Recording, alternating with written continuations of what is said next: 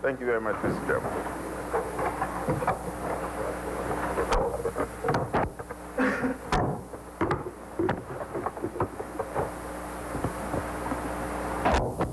Mr. Chairman, earlier I read the first resolution, and at my conclusion I would read the second resolution, but we would debate both resolutions as one today.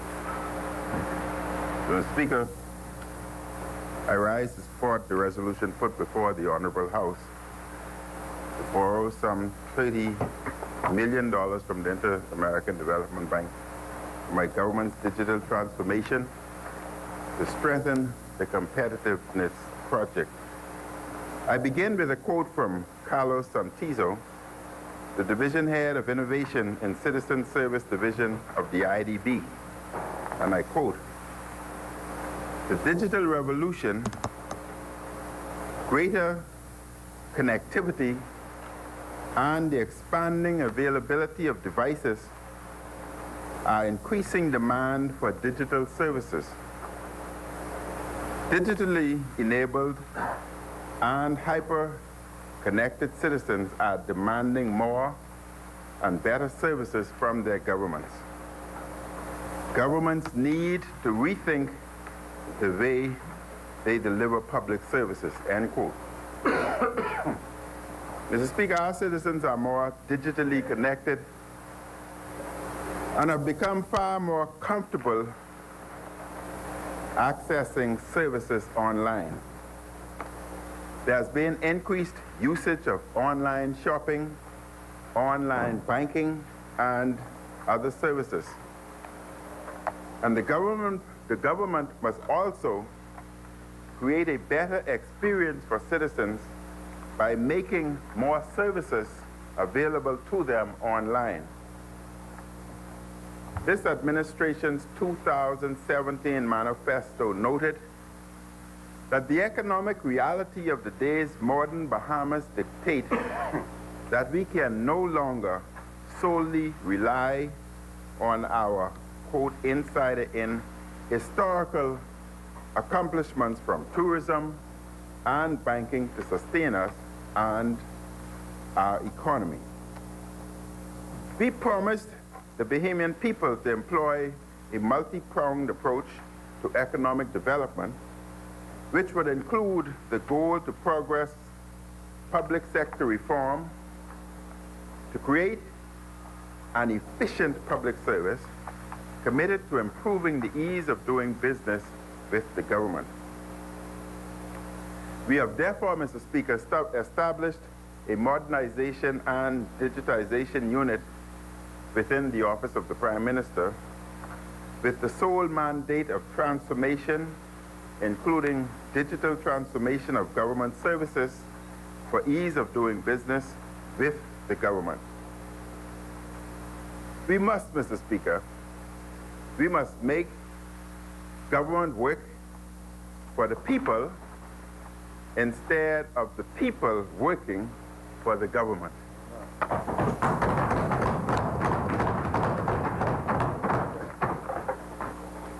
Our services must become more efficient, easier to access, transparent, and faster.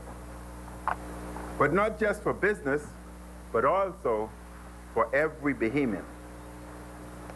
Mr. Speaker, over the years, the public service has been inundated with various studies, not least of which were the government of the Bahamas' comprehensive compensation review of all positions across the public service, including the Public Hospitals Authority of 2006, the Commonwealth Secretary's Diagnostic Study of the Public Service of June 2015, and the recently released IDB study entitled Building State Capacity in the Caribbean, the State of the Civil Service in the Bahamas.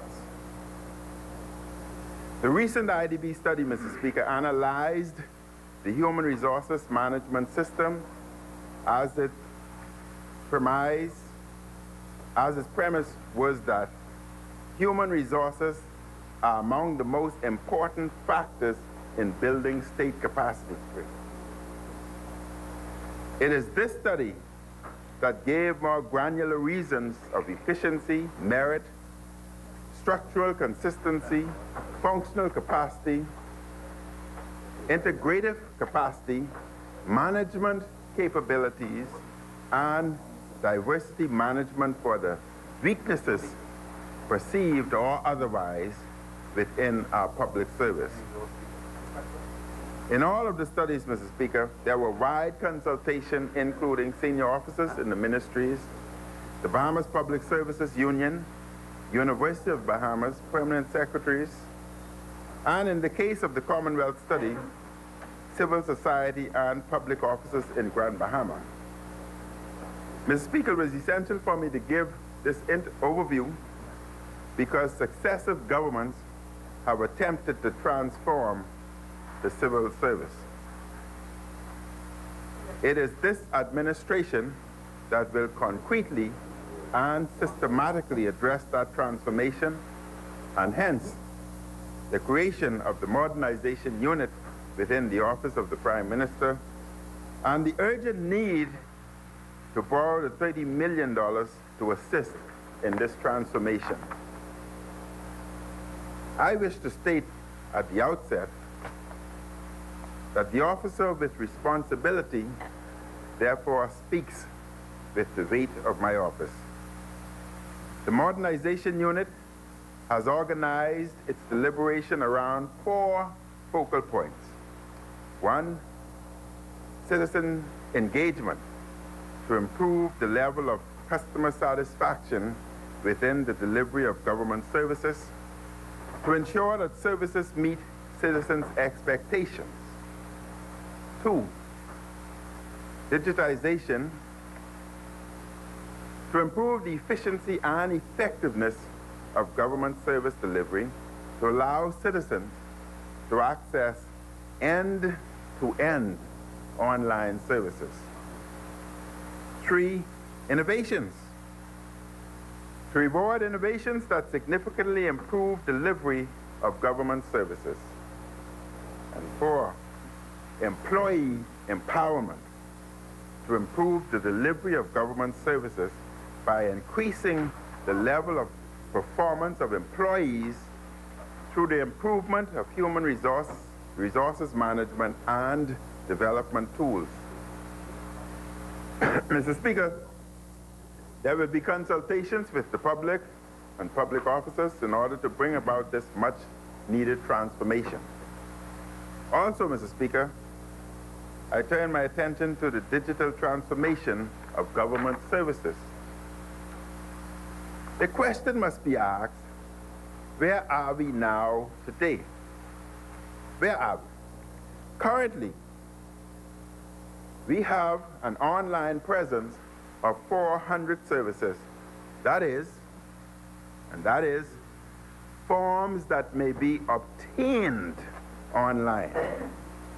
These forms must subsequently be printed out, filled in, and then physically submitted to the agency.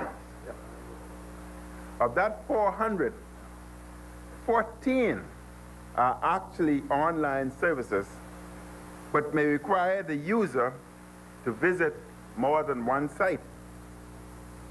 And currently, Mr. Speaker, the 14 online services are in the Department of Inland Revenue, which has value-added tax, real property tax, and business license.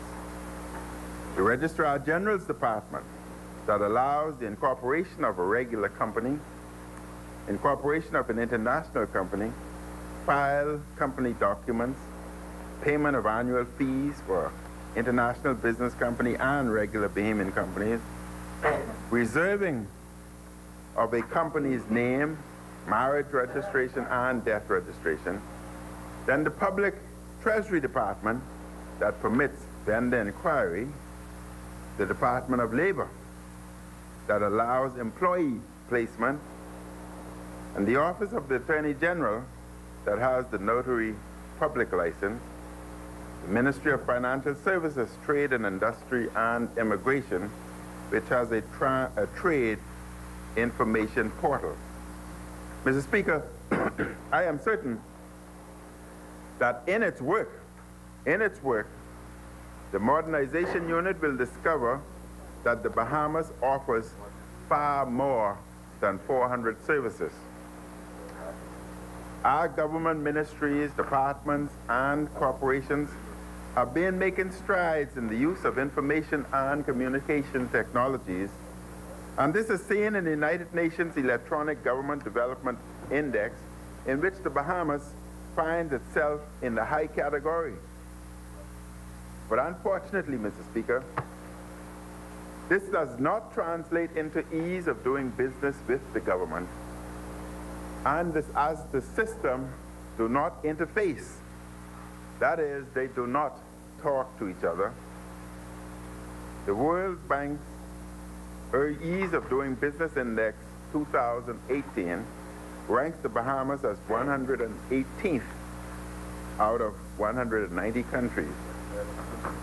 This ranking does not augur well for encouraging Bahamian business or the promotion of foreign direct investment, Mr. Speaker.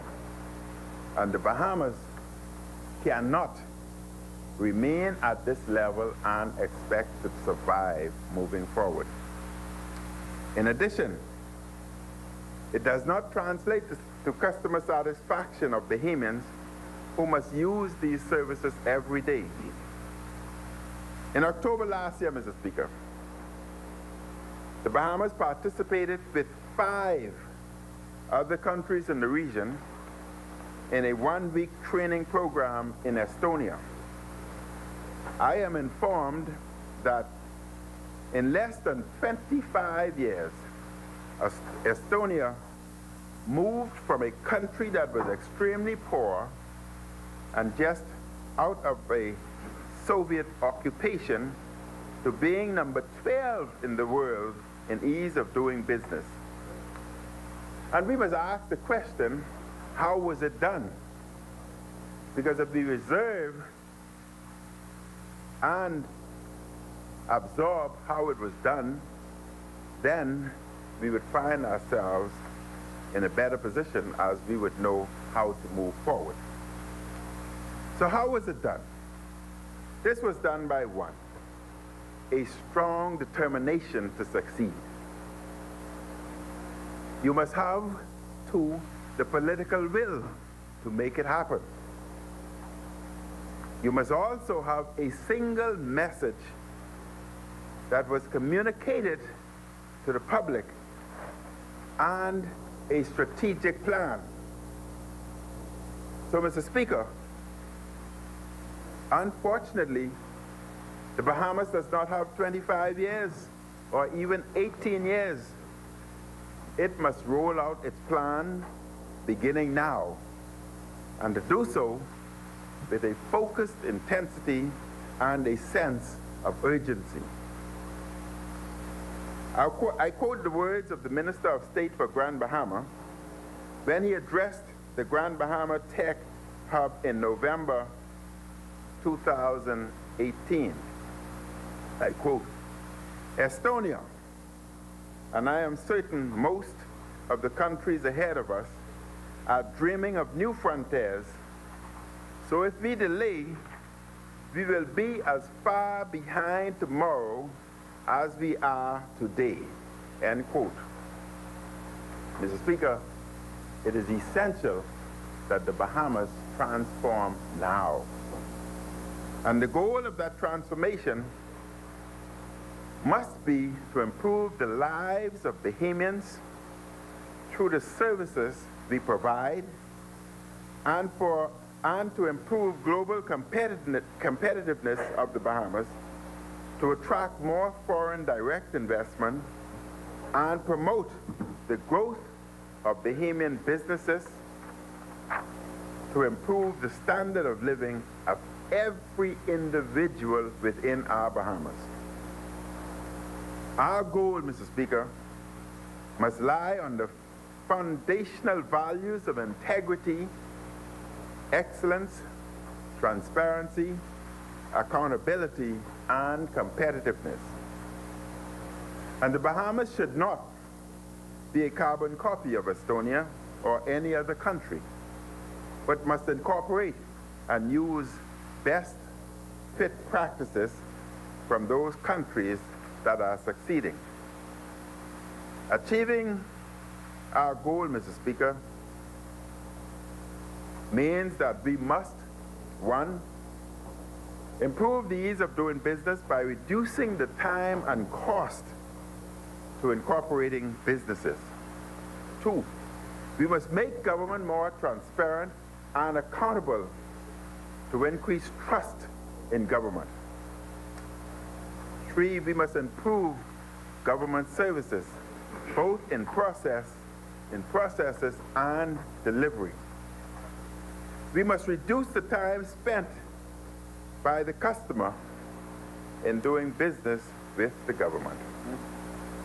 We must improve our data collection and data analysis to assist in making informed decisions. And we must encourage greater public-private ICT partnership in the transformation for increased entrepreneurship and improved employment rate.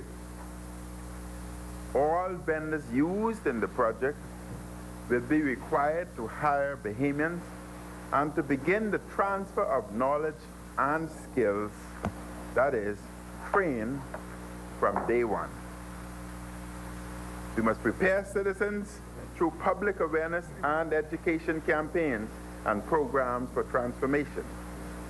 We must prepare public officers by retooling them for new emerging jobs. And Mr. Speaker, this point is very important, as many people believe that by transforming and digitizing your country, jobs are subsequently lost and they are replaced or displaced. I have heard it said that in 25 years, 42% of the jobs will not exist. And ensure that primary through tertiary educational institutions are readying Bahamians for a new Bahamas. We must do that. You are reminded of the government's intention to make education free at tertiary level for those who qualify, and indeed we have begun with the Bahamas Technical and Vocational Institute. Additionally, Mr. Speaker, the Office of the Prime Minister will be creating relevant training programs for those public officers desirous of working with transformation in their respective agencies. The Deputy Prime Minister, Mr. Speaker, highlighted the goal of the loan to foster the competitiveness of the Bahamas by reducing the cost of conducting business with the government. In addition, there are costs to Bahamians in accessing everyday services, like obtaining a passport, driver's license, health records, and birth certificates.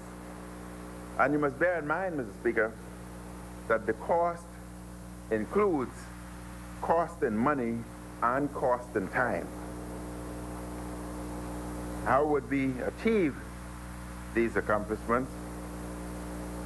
This is to be achieved by streamlining government procedures and making them available online to reduce the cost of government bureaucracy, by increasing the use of ICTs in the public sector, and by increasing transparency of government activities and strengthening auditing and control mechanisms.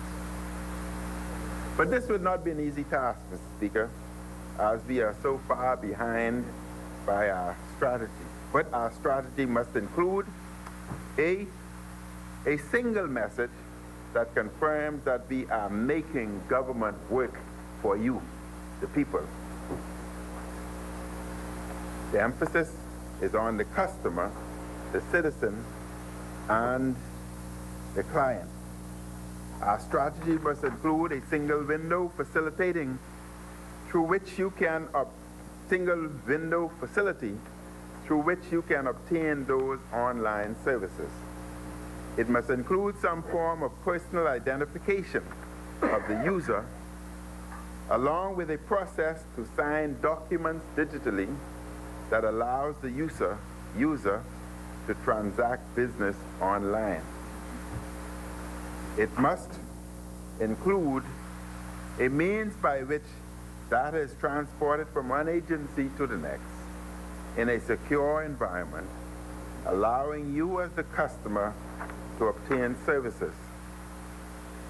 It must include a once-only concept enshrined in legislation, so that once one government entity has some information about you, that is the customer, no other agency is allowed to ask for it again.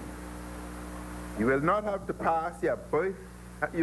take your birth certificate to the passport office or to the Ministry of Public Service ever again. Must include a twice at least policy which states that the data must be useful to more than one agency.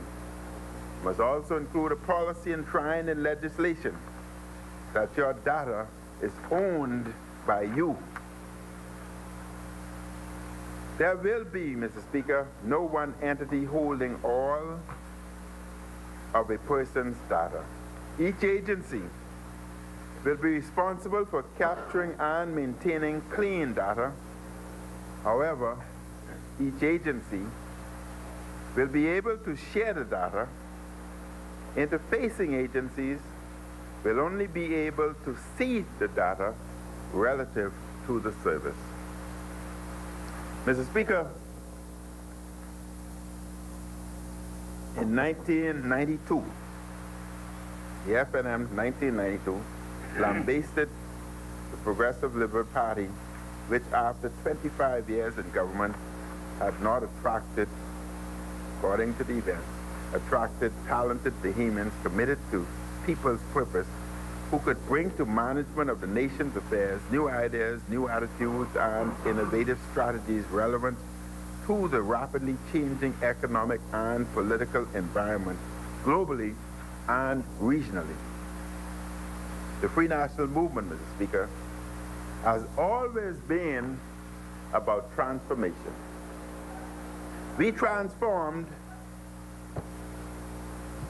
the way we view Parliament, the way Bahamians listen to the radio and watch television by opening the airwaves, even the way Bahamians obtain their driver's license. You would remember, Mr. Speaker, that we all lined up long lines around blocks at one time for our driver's license. And we had transformed so that license can be obtained. You probably were not born yet.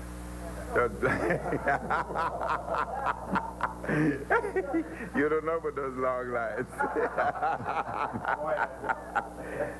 So no longer do we see those lines, Mr. Speaker. The day we move into a new era of transformation, the FNM digital transformation. Mr. Speaker, just as our previous transformations have spurred new industries and new jobs, we also expect this new digital transformation to translate to a digital economy with new Bahamian entrepreneurs and job opportunities. This is why we are developing the Tech Hub in Grand Bahama and creating digital training opportunities.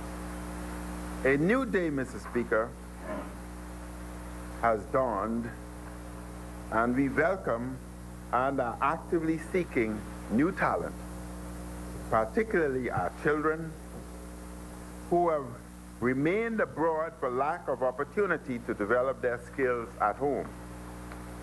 And we say to them who are abroad, come back home. The time is now. We will not go gently into the still dark night, Mr. Speaker. Rather, the Bahamas will rise to take its rightful place among the progressive nations of the world. The Bahamas will move forward, Mr. Speaker, and the time is right and the time is now. And in making a commitment to prepare the Bahamas for this new world order and transformation, our government, Mr. Speaker, has already made a commitment and established a program already where we recruit the top 4 students graduating from the University of Bahamas in finance, economics, and accounts. They are offered a job at the Ministry of Finance, and after 1 year, those individuals are sponsored to attend one of the best schools within the U.S. at the expense of the Bahamian populace, after which they are to return within the respective ministry. We project, Mr. Speaker, if we were to continue along that corridor, if we were to even just take the 8 remaining years that I would be here, that would be 8 times 4, which is 32. The rest of you will be here longer, but it's only 8 more for me. Mr. Speaker, you go in with me. Mr. Speaker, Kalani is committed to making, but Mr. Speaker, you can imagine that at the end of 8 years, 32 individuals, young Bahamians, who would have been top of their class at the University of Bahamas, absorbed into the public system, into the areas that they are needed. They are all returning with a minimum of a master's degree. What would that do for our public service in terms of elevation? We are preparing our young people not only to take over the government and to run the government, but we are preparing our young people for the world. And that must be done. Mr. Speaker, Kalani is committed to making government work for you. And I invite each and every one of you to partner with me on this journey of transformation, as it cannot be done without you, the people. Kalani supports a resolution to borrow $30 million for the government digital transformation to strengthen competitiveness. Mr. Speaker, I now turn my attention to the resolution to approve the contingent loan for natural disaster emergencies. All Bahamians are, unfortunately, too keenly aware that one of the effects of the global warming phenomena is to increase the frequency and strength of tropical hurricanes or cyclones around the world. We can even see what is happening now in the United States with the cold sub-zero temperature, temperatures as low as -70 that's occurring now in the northern part of the United States. And in fact, they're advising individuals not to even be outdoor for more than 5 minutes. So changes are occurring, Mr. Speaker. In the Bahamas, this is not a matter of theory. This has been a reality that we have been faced with over the last 2 decades.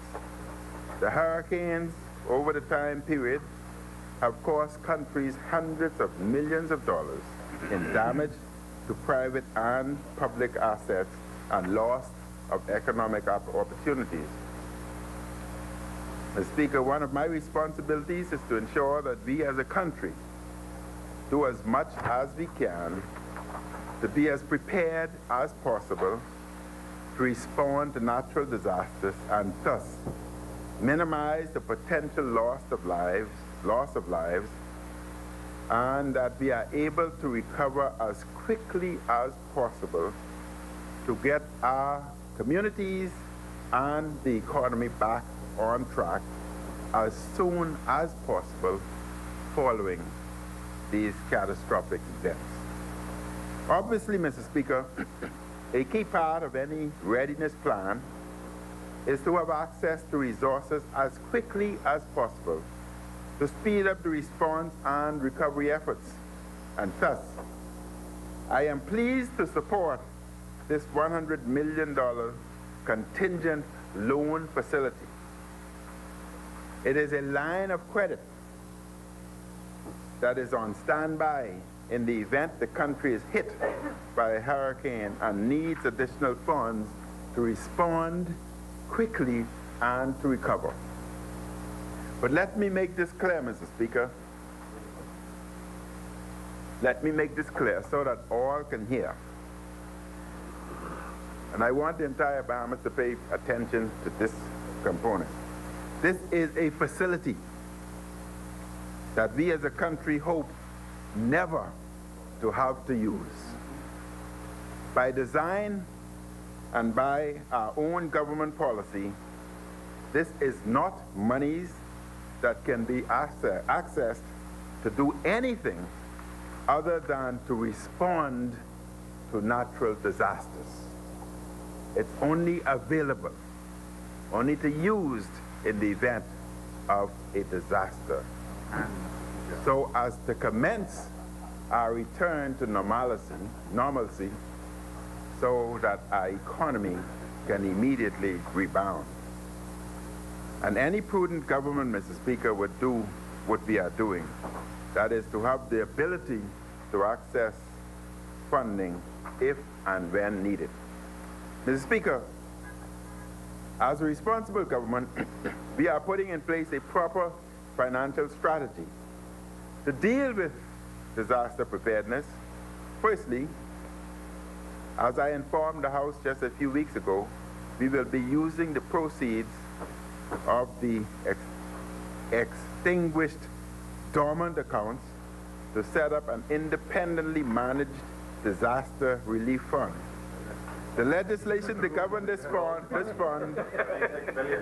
legislation to govern this fund, as promised, will be brought to Parliament, and this fund will be seeded with an estimated $41 million at inception.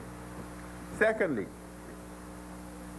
this administration took the decision to sign up once again for the Caribbean Risk Insurance Facility, the Regional Insurance Fund, to provide coverage for public infrastructure in the event of catastrophic damage.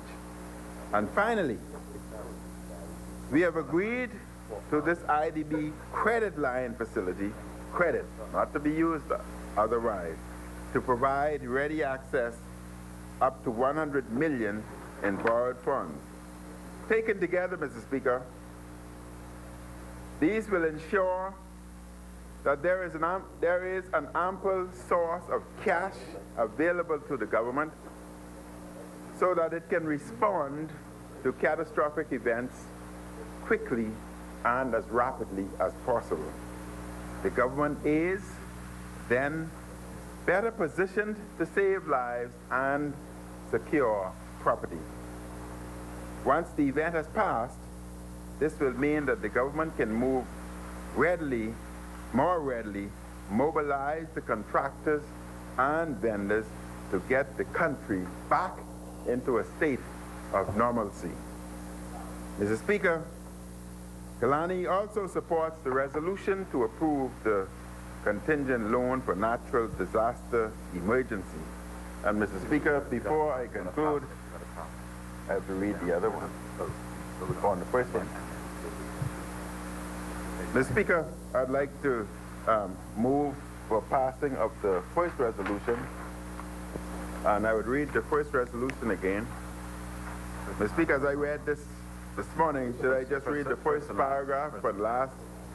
Whereas by Section 3.1 of the Loans Inter-American Development Bank Act 355 of the Revised Statute Law of the Bahamas 200, the government of the Commonwealth of the Bahamas may, in such manner and on such terms and subject to such conditions as may be agreed between the government and the Inter-American Development Bank. Hereinafter, the bank borrow from the bank or from funds administered by the bank such sums as may be required for the purpose of financing or promoting economic and social development in the Bahamas. Now, therefore, be it resolved that this House authorize the Minister of Finance to raise by means of a loan the sum of $30 million in the currency of the United States of America. 2, authorize the Minister of Finance to raise such loan by means of a loan contract with the Inter-American Development Bank on such terms pursuant to this resolution as are mutually agreed. So moved, Mr. Speaker. Is there a seconder? Is there a seconder? The chair recognizes the honorable member for Elizabeth.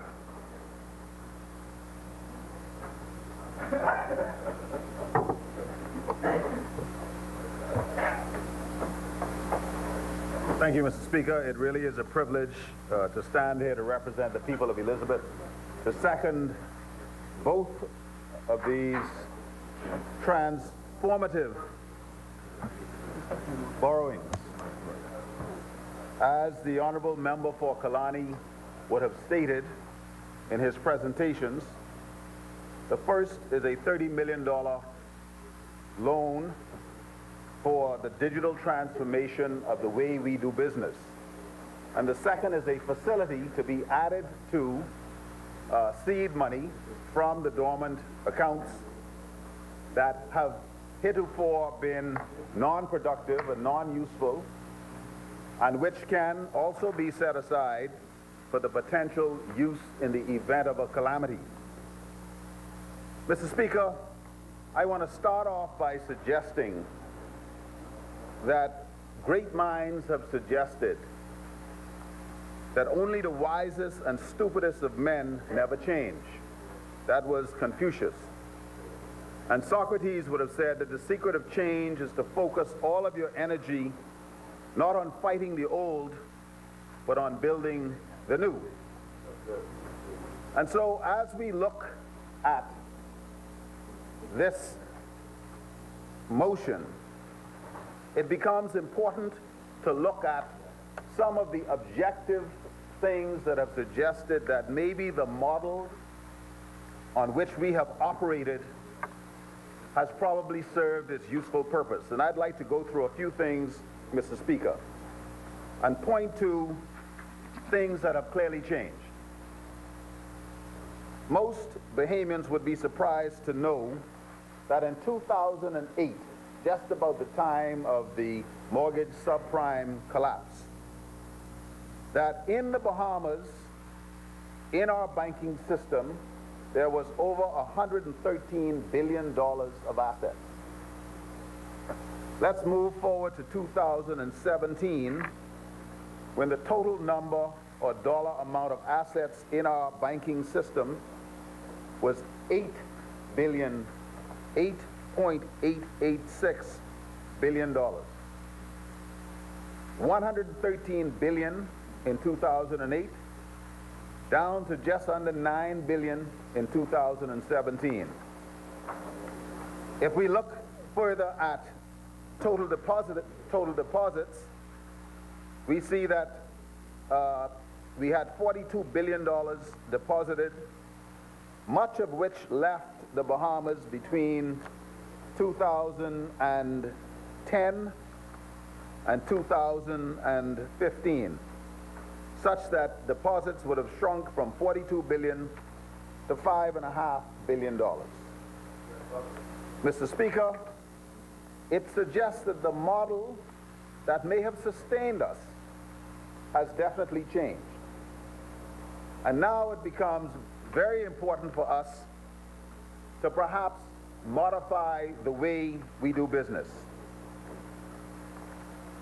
There are examples of the approach that we have used over the last 45 years, Mr. Speaker, that demonstrated that when we got in trouble, we would simply borrow and borrow and borrow and borrow some more. Well, that has unfortunately got us into a very precarious situation that demands that we aggressively change what it is that we are trying to do. And so what I heard the member of Kalani speak was not just transformation, Mr. Speaker, but my brother, my friend, and my colleague likes to describe it not just as transformation. I speak of the honorable member for South Beach. He describes it as a loving transfiguration of the Commonwealth of the Bahamas. Transfiguration speaks to a complete change of form or appearance into one which is more beautiful, one which is more spiritual than exists before. And so, Mr. Speaker, if we love this country, as I believe every single honorable member in this House does, we may love the Bahamas and all the traditions and all the wonderful things that define who we are as Bahamians. But, Mr. Speaker, some of those traditions have held us back. Some of those processes make it very difficult to do business. And, Mr. Speaker, you will note just recently that the Ministry of Finance decided to dramatically change the approach to getting business licenses. And they trialed it this year. And the accolades and compliments have been pouring in from all over the country. Absolutely.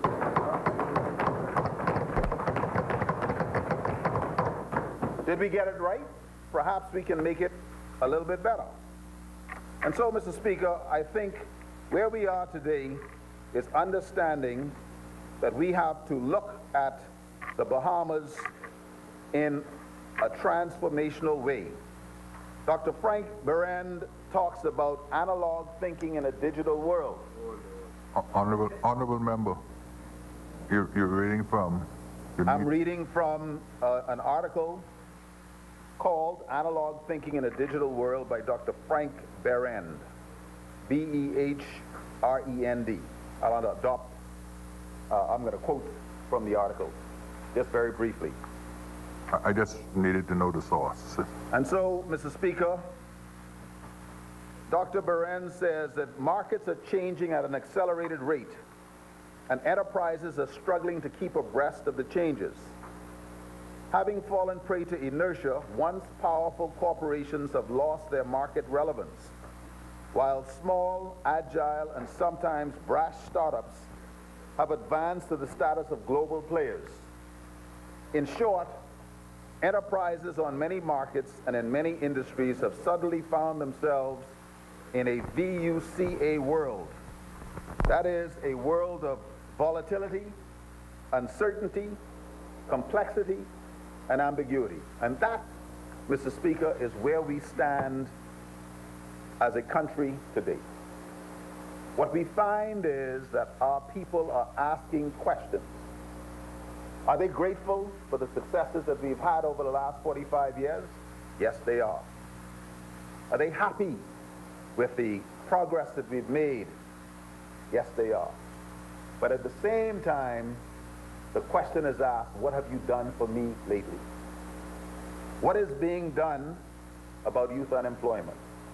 What is being done about opportunities for work?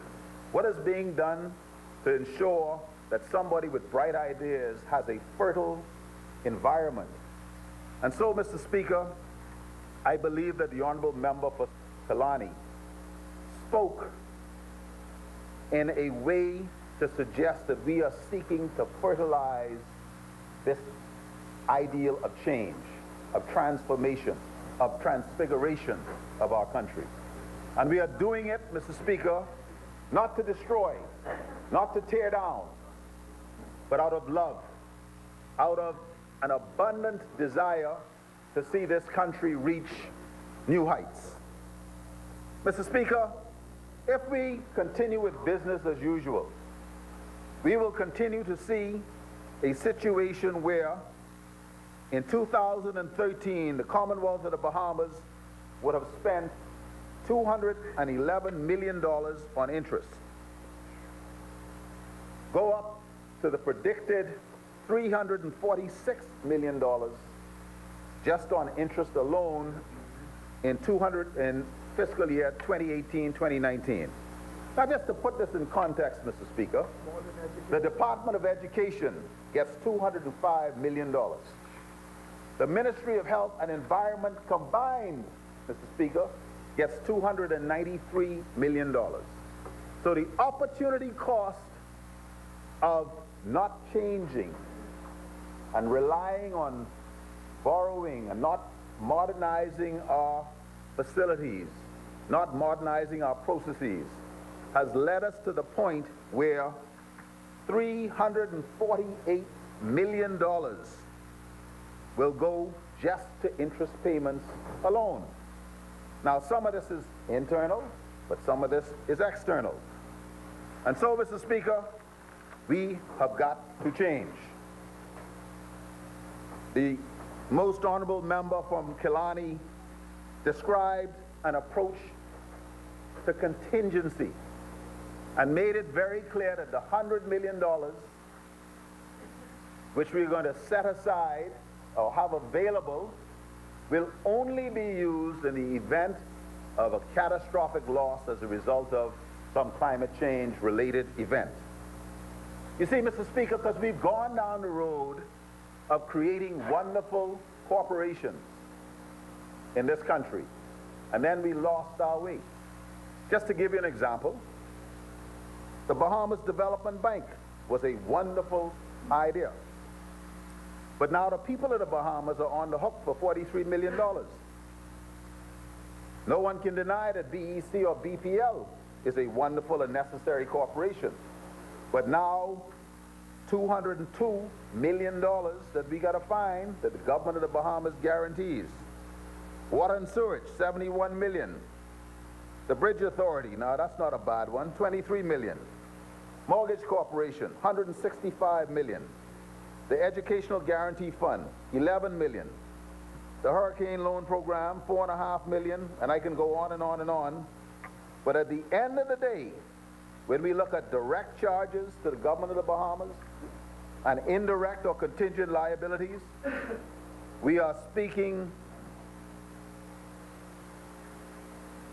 to $7.8 billion. So, Mr. Speaker, we are here today to seek the transformation, I suggest the transfiguration of the way we do business. It requires that we look outside the box. It requires that we do some things differently.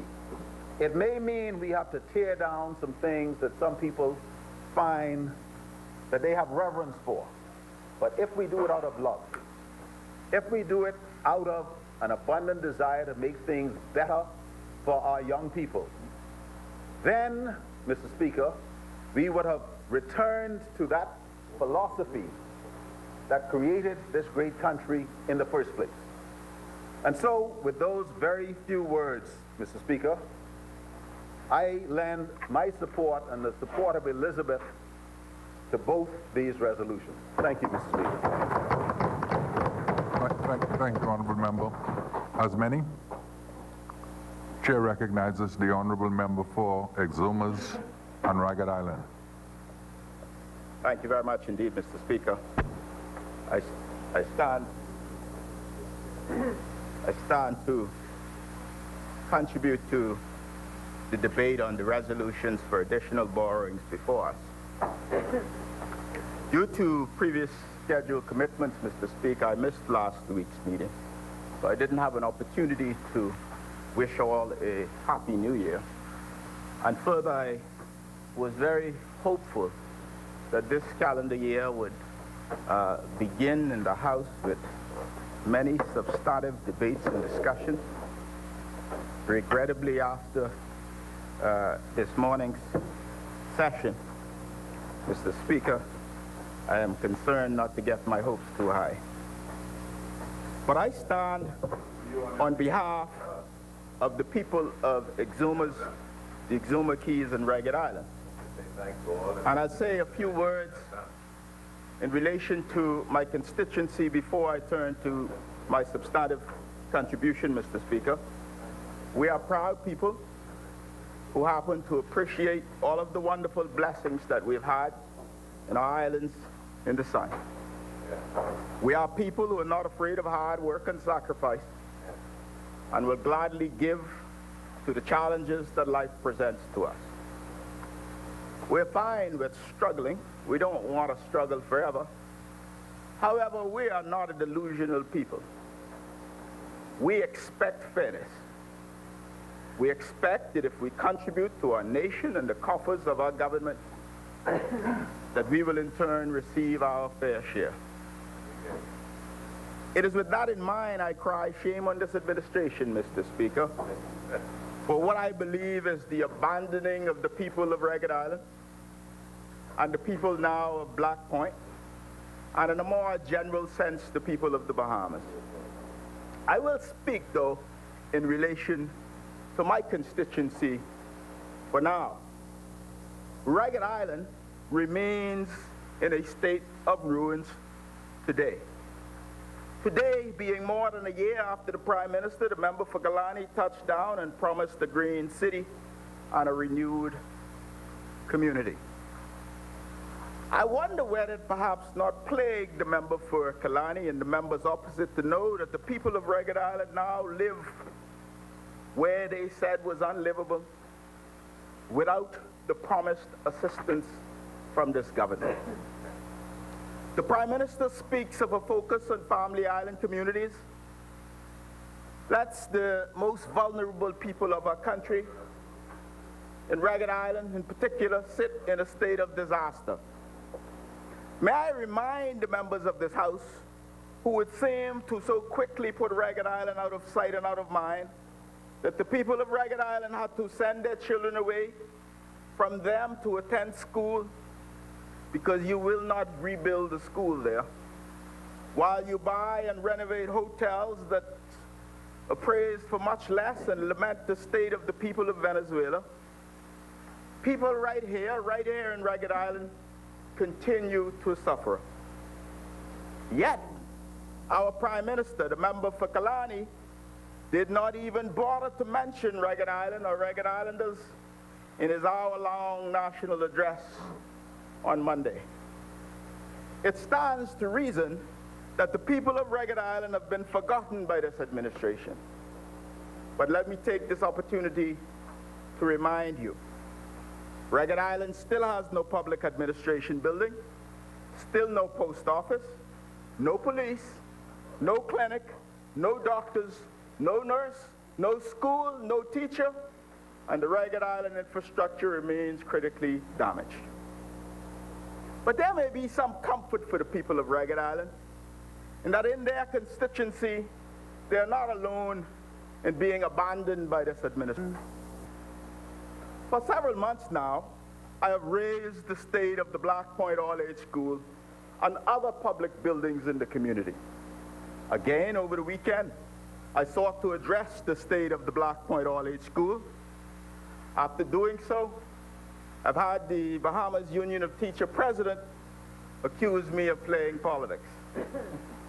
Well, if you call representing my people and fighting for their well-being playing politics, then so be it. She claims that both the PLP and the FNM are at fault for the state of the school. But I say, so what if this is the case? What has been the state since 2017 when this government came into office? What in the world does it matter after 2 years of this administration that we have spent millions of dollars on school repairs and we still talk about what the PLP has done? How does this bear on the situation now when this administration involved itself in awarding contracts for school repairs without participation by local professionals, but sending their list from on high in Nassau to various family islands. I spoke to this before as well in this house.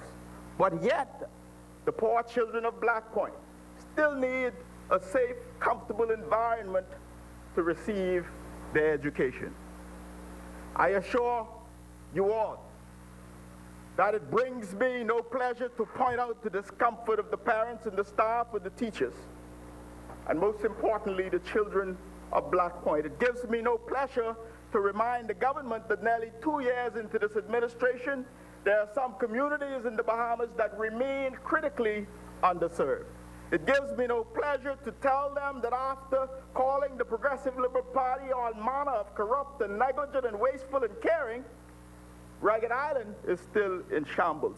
Black Point is still in a mess for no good and valid reason. I had the opportunity to visit Black Point yesterday for the first time this year, and indeed the school remains in disrepair. This was first brought to my attention around October 4th, and I was satisfied the following day when I realized that the contractor had been mobilized and he had been delivering materials to the site. And then there was silence, nothing more from the government or the community. So it was quite deplorable to find the conditions at this school. I've raised this with the Minister of Education, and he has assured me that the matter is now in hand. But I say for the record of the House, the situation is completely unacceptable. And I've raised it as well with my friend, the member for Garden Hills, another member, a son of the soil of Exuma. And I've asked him to lend his influence to ensure that these matters are, in fact, resolved post-haste. Let me be clear. The matter of contractors and project managers and scope of works is not a matter for me. This is a matter for the government and its professionals. And I have very little interest today in what was done in 2012 or 13 or 14. This government has been in power for the last 2 years, and I've spent millions of dollars on school repairs, and the issue stands today that the children of Black Point continue to suffer and the state of affairs remain unacceptable. Perhaps I ask as well, when the government's at it, to consider all of the public facilities in Black Point. The clinic, the police department that's unfit for good law enforcement officers, the clinic that suffers from decay and ruin and termite and mold and moisture, unfit for human habitation. I invite this government to consider the repair of these facilities post-haste. It is the government's responsibility to maintain its public infrastructure, and I urge you, on behalf of the young people, on behalf of the young people of Black Point, that we resolve these issues forthwith. Does this only apply to members and constituencies that's in the opposition? I trust that this is not a pattern of behavior across remote islands of the Bahamas, and I trust this government will not treat members of the family island this way. They are, in fact, family after all. And they are, in fact, Bahamians. So I invite you as you seek to say, oh, blame the PLP, it didn't just happen yesterday. I invite you to consider that 80-year-old Chivago Rose sitting right now in Black Point having to use these facilities. Oh, he's watching you now. Does not care about the state of politics that we're playing right now. They're concerned about improving the facilities in which they must live in and live with. Most perilous, most deplorable, Mr. Speaker. Mr. Speaker, I turn now to the issue of the IDB loans that we now debate. Yeah, we support digital reforms. We haven't yet seen or heard a complete, cogent digitization strategy from this government. Yes, we support disaster mitigation, but we don't support these resolutions. We don't have a full sense as to what's been done with all the funds already borrowed by this government. This government has said over and repeatedly that we sit on a fiscal cliff. You've said the cupboard is bare. You've said the PLP has borrowed too much. And now this. We will not support. The reality on the ground is that people are hurting. They do not believe that their life is any better off now than it was in May 2017. They don't believe that this economy is working for them. They see all this borrowing, and they don't see how it benefits them. And I'm afraid this government has not justified the same. Now I am confident. I am confident that next week when we discuss the fiscal strategy report, You sounding good. this government will stand in its soapbox and talk about how borrowing is bad and how we must borrow less. Yeah. I am confident Yes. that when we get into a discussion on the mid-year budget, which comes soon in a matter of a few weeks, They can borrow more. Speak, Exuma, speak, man. we anticipate Yes. that this government They can borrow more. will lay out the answers to the questions that the Bahamian people are asking. What has happened now? What has happened so far with all of the money borrowed to date? We've heard nothing so far today that justifies these borrowing, and the opposition will therefore not support these resolutions. If I didn't know better, I would say that the government seemed to be succumbing to an aggressive loan salesman who is trying to book loans to meet its targets. Simply put, there is no need for the loans, in my opinion. The PLP supports building a reserve for disaster management, and this is why we've asked before that there be mitigating strategies. This is not the right approach of doing it, in our view. Be reminded that the government received, or should be in the process of receiving, $40 million from the Dormant Account Fund for this purpose. We asked for confirmation. We asked for confirmation that it has been placed in the separate disaster fund, as we did not get that commitment at the time when it was being proposed, and neither was it committed to by this government at the time. And this administration, Mr. Speaker, it was the intended statement of this government that the funds from the dormant account would form a part of the consolidated fund.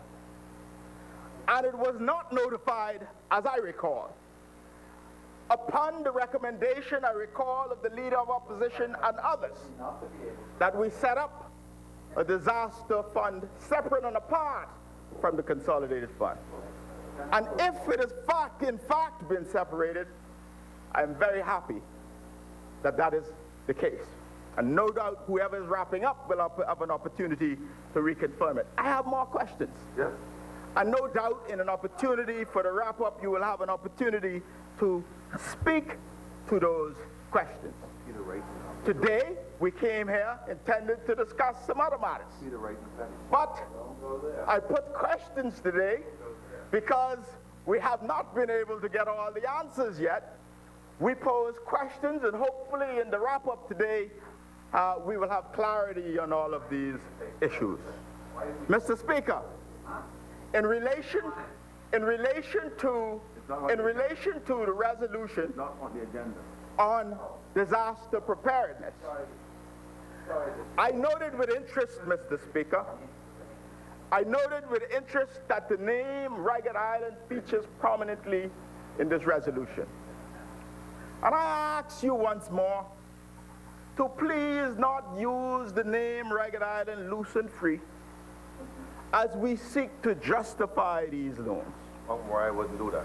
They have, in short, as I've clearly stated before, not benefited from any of the bounty that this government has been claiming. They say the grass is greener, but Ragged Island ain't seeing no green city. The post office workers continue to beg to return to Ragged Island and still don't have clearance. I don't say that. The children of Ragged Island continue to be disbursed, extracted from their immediate families, and they want to return home. So when we decide to justify anything, I beg you, please, do not use the name Ragged Island or Ragged Islanders loose and free. Oh, my God. Please don't play on the emotions of these people who have suffered great pain, who you have not helped, just in an attempt to sell your ideas. Mr. Speaker, I caution the Minister of Finance about making unnecessary foreign currency borrowings, Don't let the answer distract you. especially for what would presumably be B-dollar commitments. In my mind, it makes very little sense. The most significant of the financing is the $100 million for disaster preparedness. The $30 million is for a government digital platform, and there we have some questions as well, because it is unclear in the programs that's been articulated as to how many of these programs are new versus how many of them have been already in the pipeline. Was there provisions for any of these programs already in previous budgets?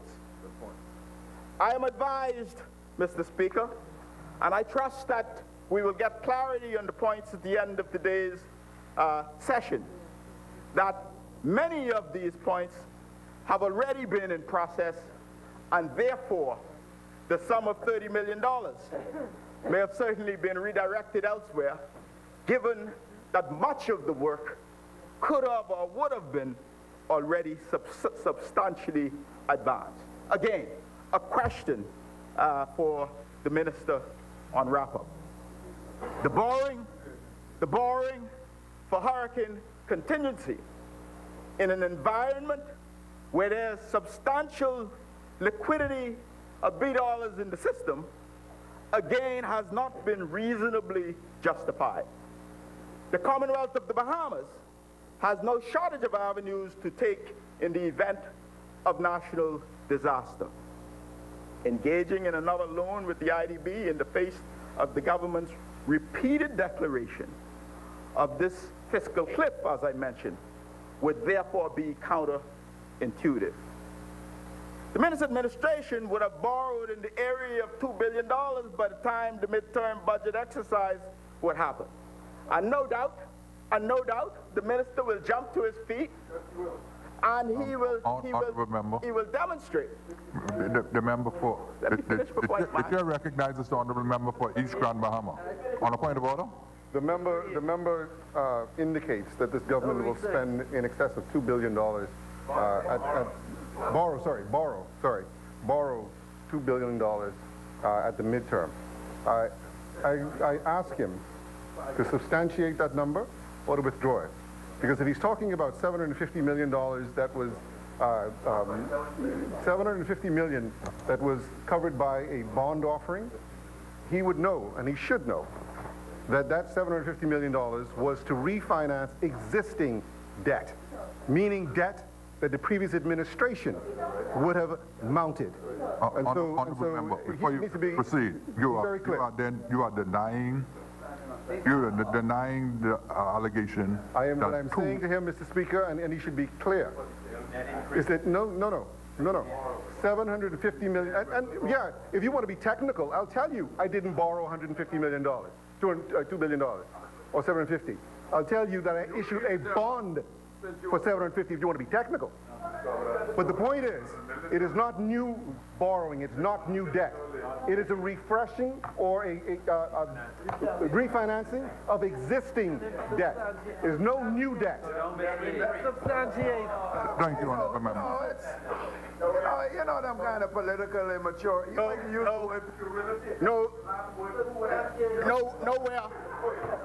Nowhere that I say new debt. Nowhere. If the minister allowed me to finish my sentence, I would help him along. East Grand Bahama is still my friend. And sometimes I help him out. But next week when we discuss the fiscal strategy report, in a few weeks when we discuss the midterm budget report, we will have a very sobering discussion on this issue. And we don't need to be technical. We don't need to talk about what was restructured, what was new. We can be specific. So I only asked the minister to allow me to finish my thought process and to use my time constructively. Mr. Speaker, there is simply no need for this at this time.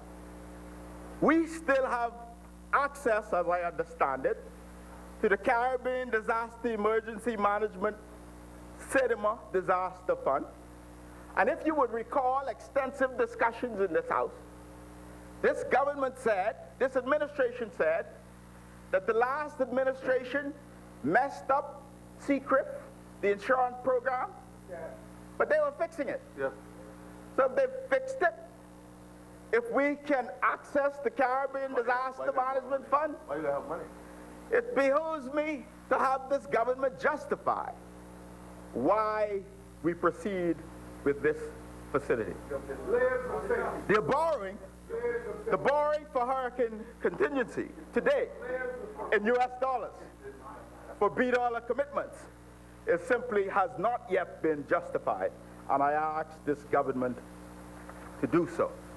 Mr. Speaker, no doubt, with unemployment being up, there are many compelling priorities that this government must face. And perhaps I would have hoped that in the time and the energy that we're spending borrowing more today from the IDB, that we would focus on jump-starting the economy, funding proper infrastructure projects, attempting to resuscitate the economy of Grand Bahama. The loan resolution claims to seek to foster improvement in disaster risk. The IDB has identified certain shortcomings. This administration has not brought legislation to strengthen those shortcomings, but the IDB has now sought to lend this administration money, identified the shortcomings, and lent the administration money to fix them. I find this interesting. Also of some concern is the ambiguity of section 3.0b8, which speaks about excluded expenditures, which states that the funds may not be used to finance expenses associated with permanent reconstruction of infrastructure. I find that interesting. I invite you to look at it.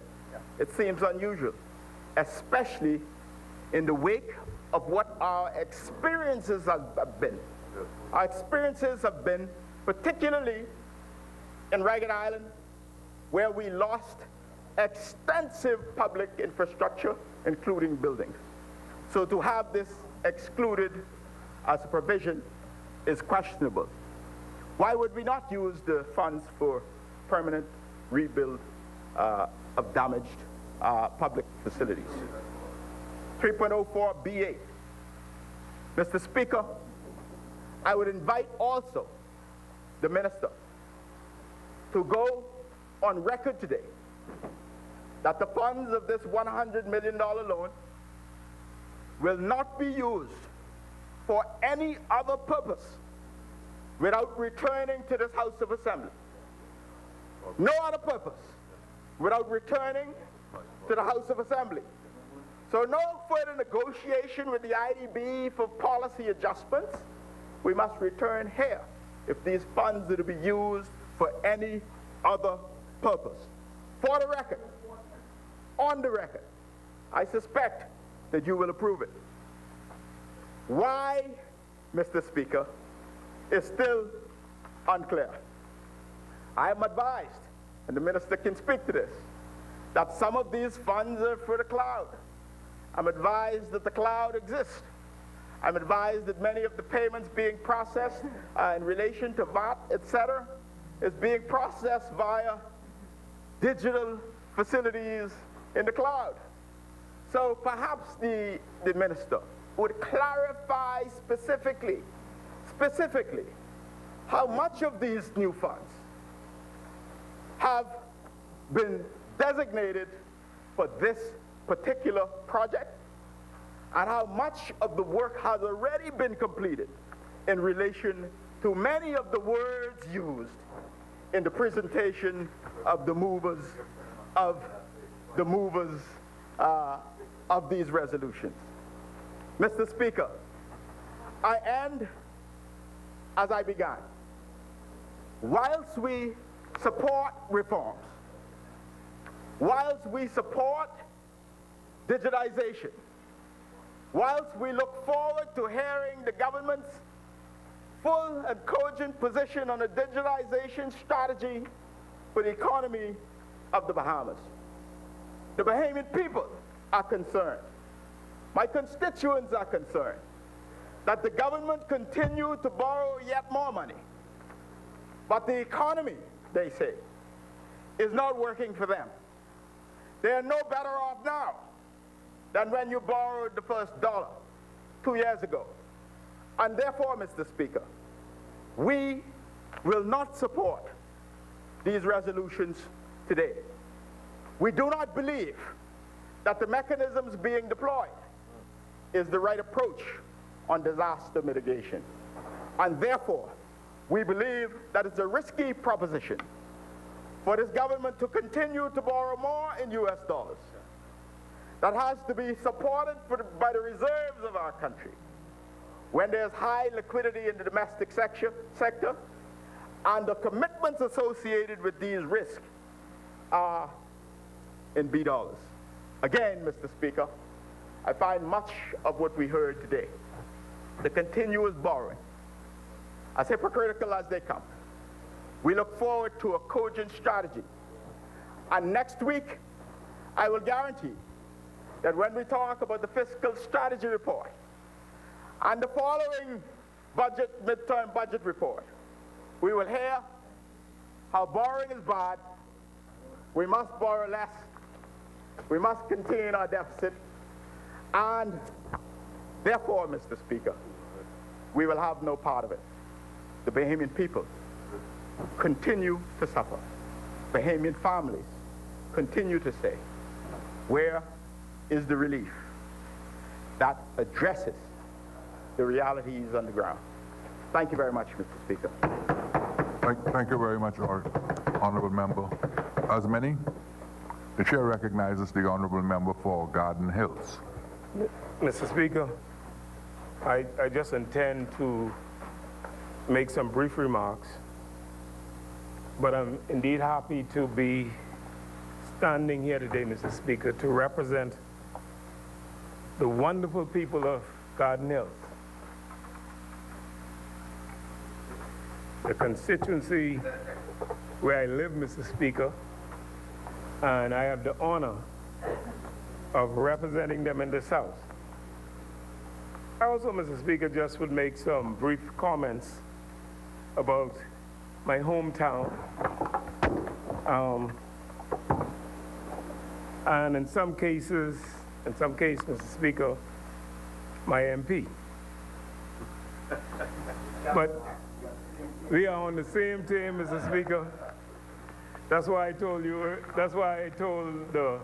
my MP and the Member of Parliament for Exuma that he should stay out of the business and the problems that his leader has placed him in. But let me talk for a minute, Mr. Speaker,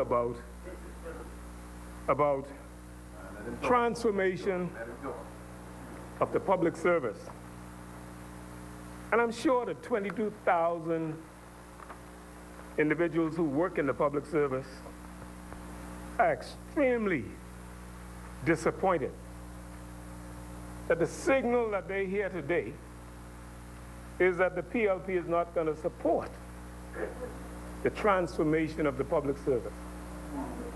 Serious signal, Mr. Speaker, sent out by the deputy leader of the PLP. Now, Mr. Speaker, if he was listening to me because we were on the same page, he would not be tricked.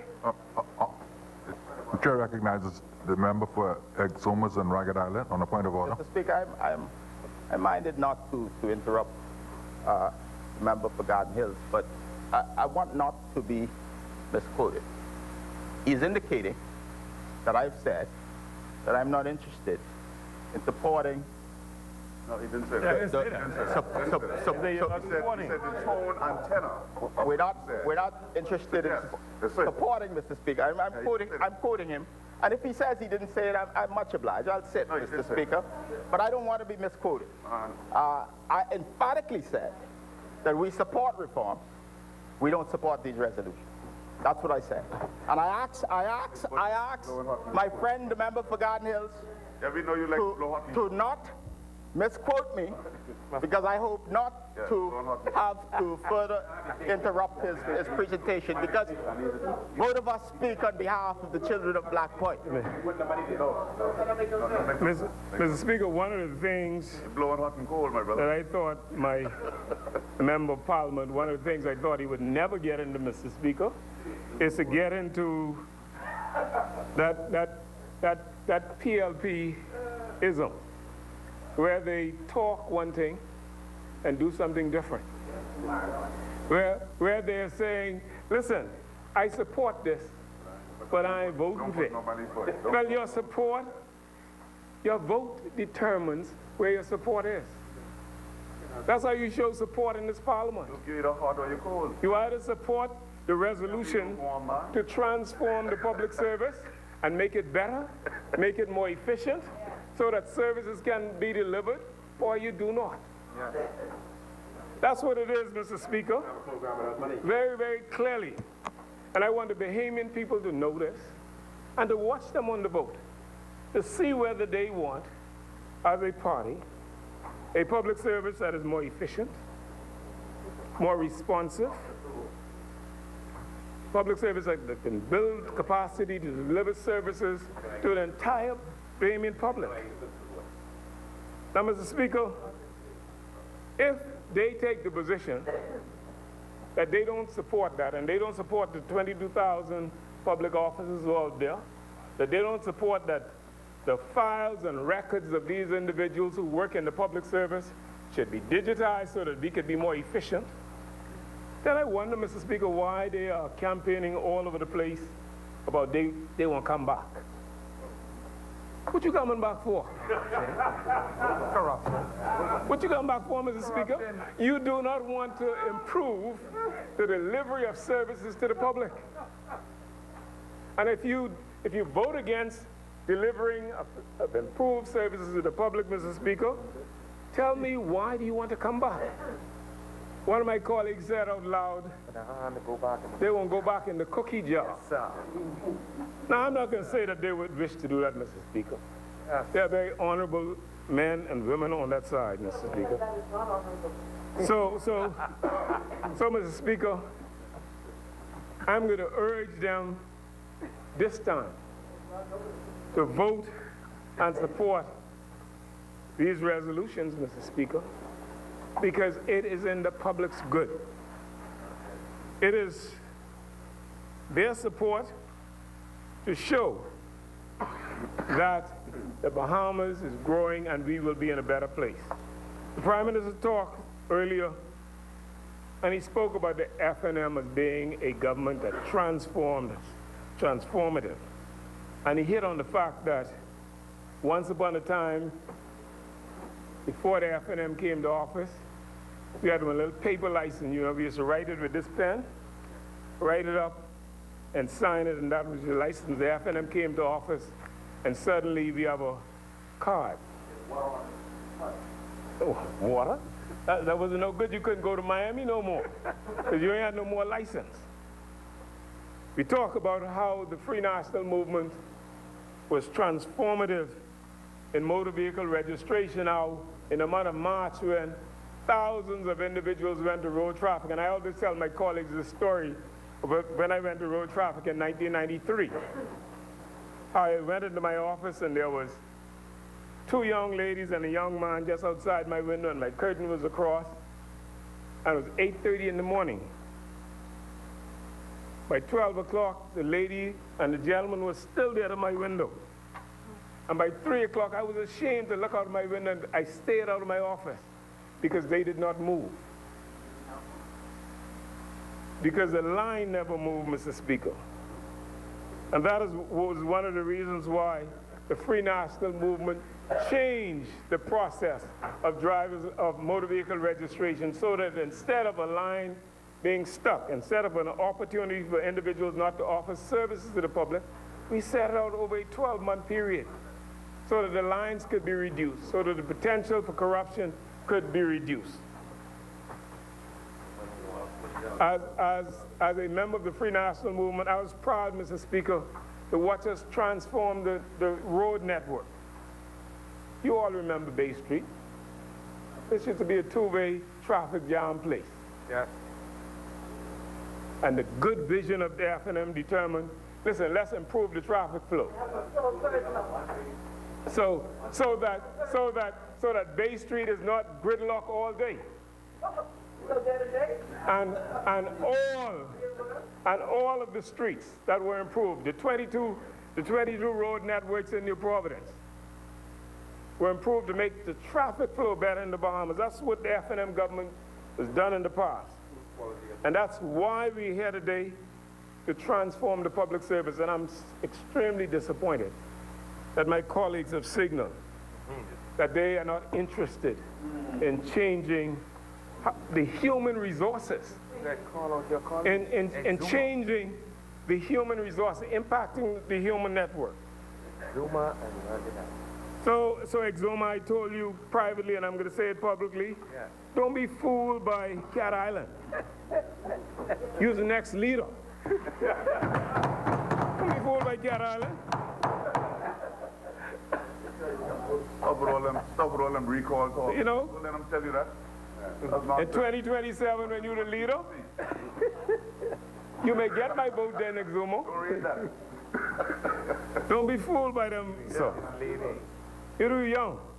We got hopes to do, you know. Don't let them have you come into this place and taking blame and responsibility for things that you don't believe in. I know you don't believe in them, Exuma. That is why also, Mr. Speaker, I was a little bit disappointed because I said to Exuma, we have the same interests, and he reminded me that we do.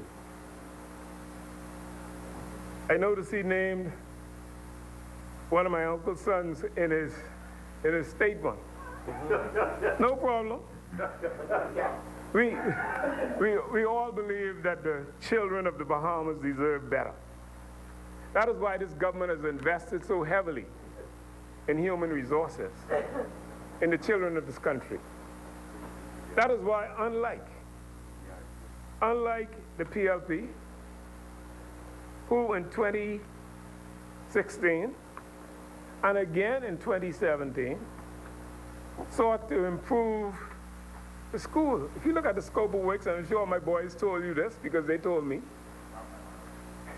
that the scope of works that was given to them by your leader, who was the Minister of Works, included improvements to the bathroom facilities.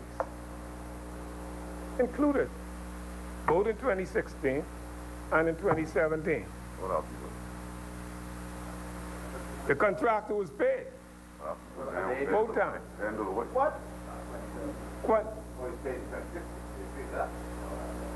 The contractor was paid both times. The Minister of Public Works must have done the inspection. Should have known the conditions of the bathrooms before he paid. Should have. I agree. It impacted the children then and is impacting them now. And that's an example of wastage of government funds by the Minister of Public Works. And so, Mr. Speaker, I was very pleased when I got word that there was an issue there. Immediately I contacted the Minister of Education and immediately told me before the demonstrations, this is what I'm talking about, before the demonstrations, the Minister of Education confirmed to me, he said, Rensselaer, I got this. $100,000 is dedicated towards addressing that problem. Before the demonstrations. And the thing about it, Exuma knows this. Because in his walkabout yesterday, the boys told me, they reminded him, when the contractors told me, they reminded him, look at my scope of works. He had it in his truck and you had it on your phone.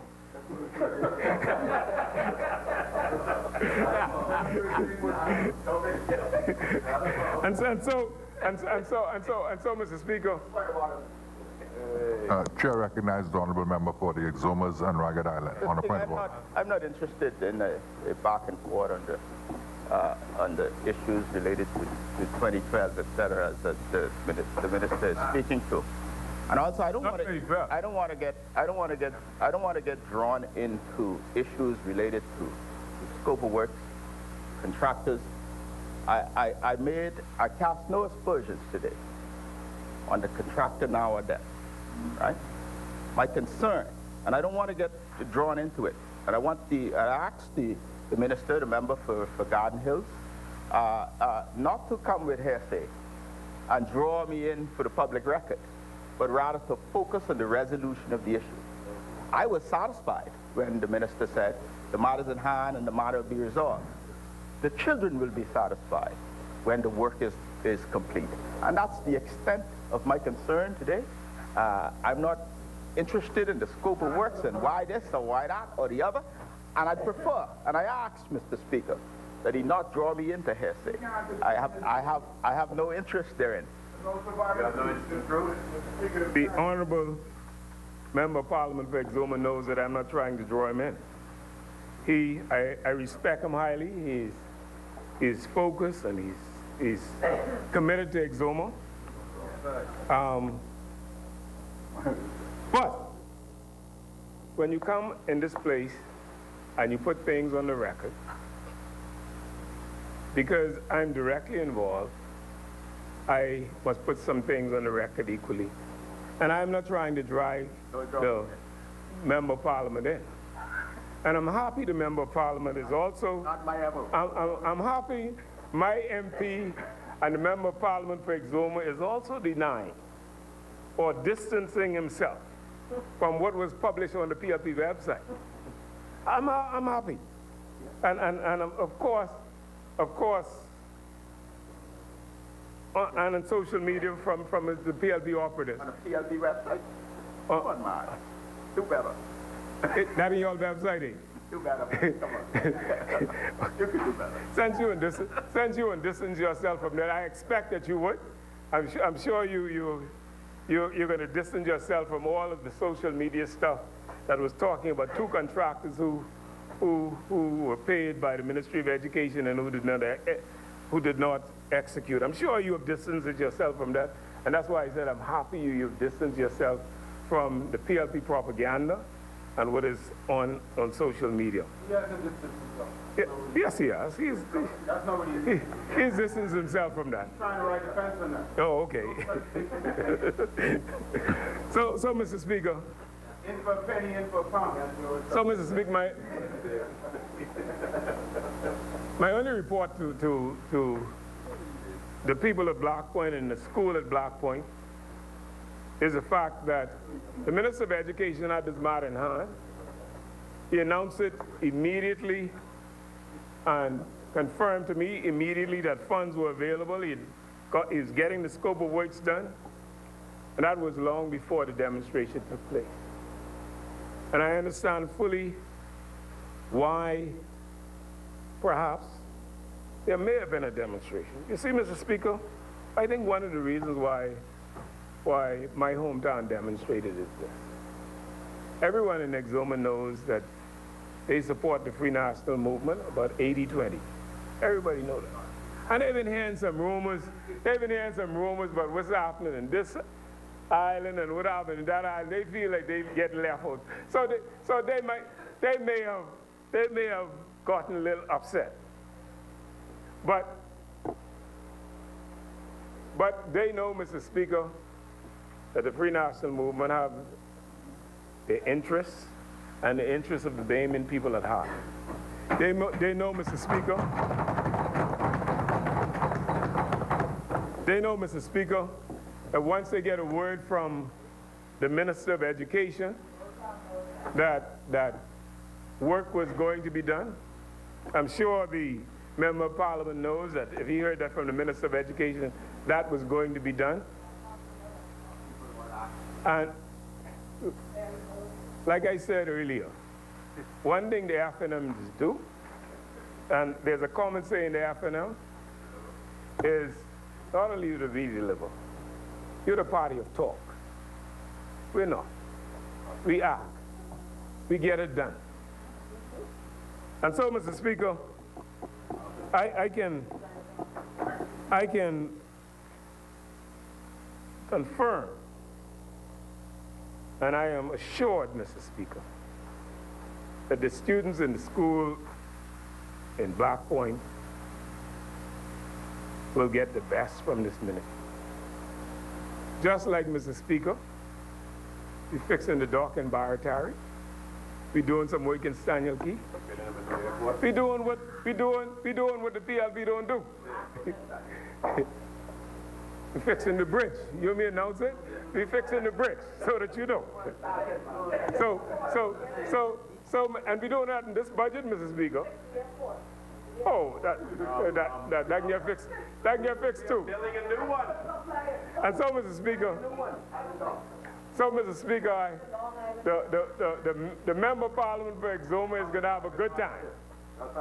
We're going to treat him just like we treated the Member of Parliament for Saudi Lutra when the FNM was in power the last time. Every week, the Member of Parliament for Saudi Lutra was getting something done. The member for Garden Hills has the floor. And so, Mr. Speaker, I want to assure every single resident in Black Point that the repairs will be effected and the works will be done. And like both me and the MP, we say that it's going to be done by the Free National Movement. And that's why, Mr. Speaker, I am so proud to be a member of this great party. That's why I'm proud, Mr. Speaker. Because we don't talk it. And finally, Mr. Speaker, and I'll talk more about this when we have the mid-year budget review. And that is, I hear members officers talk about money and waste. And I continue to just throw these numbers out so that, you know, I'll give the leader of the opposition time so he could study this so that when we talk during the mid-year budget, he could explain perhaps to the public why he left. Why he left. Nearly $52 million in unpaid bill to an insurance company that is to cover the insurance for public officers. Why did he left? Nearly $40 million in rents and leases unpaid. The Bahamians, you know, they deserve their money. But you got to still answer the story. You got to still explain to the Bahamian people why one ministry alone, the Ministry of Public Service, why you, as a government, left debt owed to the public of nearly $145 million. Wow. And you come here talking about we're not interested in supporting no no legislation or no bill to get money. Fix it. No resolution being to support that because of this. But I figure if you left nearly $150 million in debt and bills owed to Bahamians, that money got to be paid somehow. That's what I say to the opposition. So, Mr. Speaker, I thank you for this opportunity. I thank you, Mr. Speaker, and I also on my own behalf and on behalf of the wonderful children of the Black Point All-Age School, I want to thank the Minister of Education for being on top of it, Mr. Speaker, all the time. I thank you, Mr. Speaker. Thank you, Honourable Member. As many? The Chair recognizes the Honourable Member for Cat Island, Rum Key, and San Salvador. Yeah. You know, Mr. Speaker, as I sat, I had to refer to, you know, that book that what I call the best instructions before leaving it. I had to refer to that.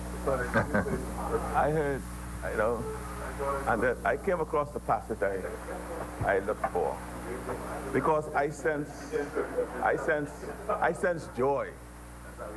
I sense joy. And I found, you know, and I wondered why the joy. But you know, I found this passage that says, foolishness brings joy to those who have no sense. Proverbs 15, 16, that's in case you want to find it out. I know there's the one I really was looking for is the pastor speaks about the suffering fools. But I say that because, I mean, how could anyone fix their mouth to say that the progressive little party will have no desire to see improvements wherever and however they come about in this country. However, right? The Speaker. The Chair recognizes the Honourable Member for East Grand Bahama on the point of privilege. Yes, Mr. Speaker, the member references some passages from the Bible or Scripture or whatever.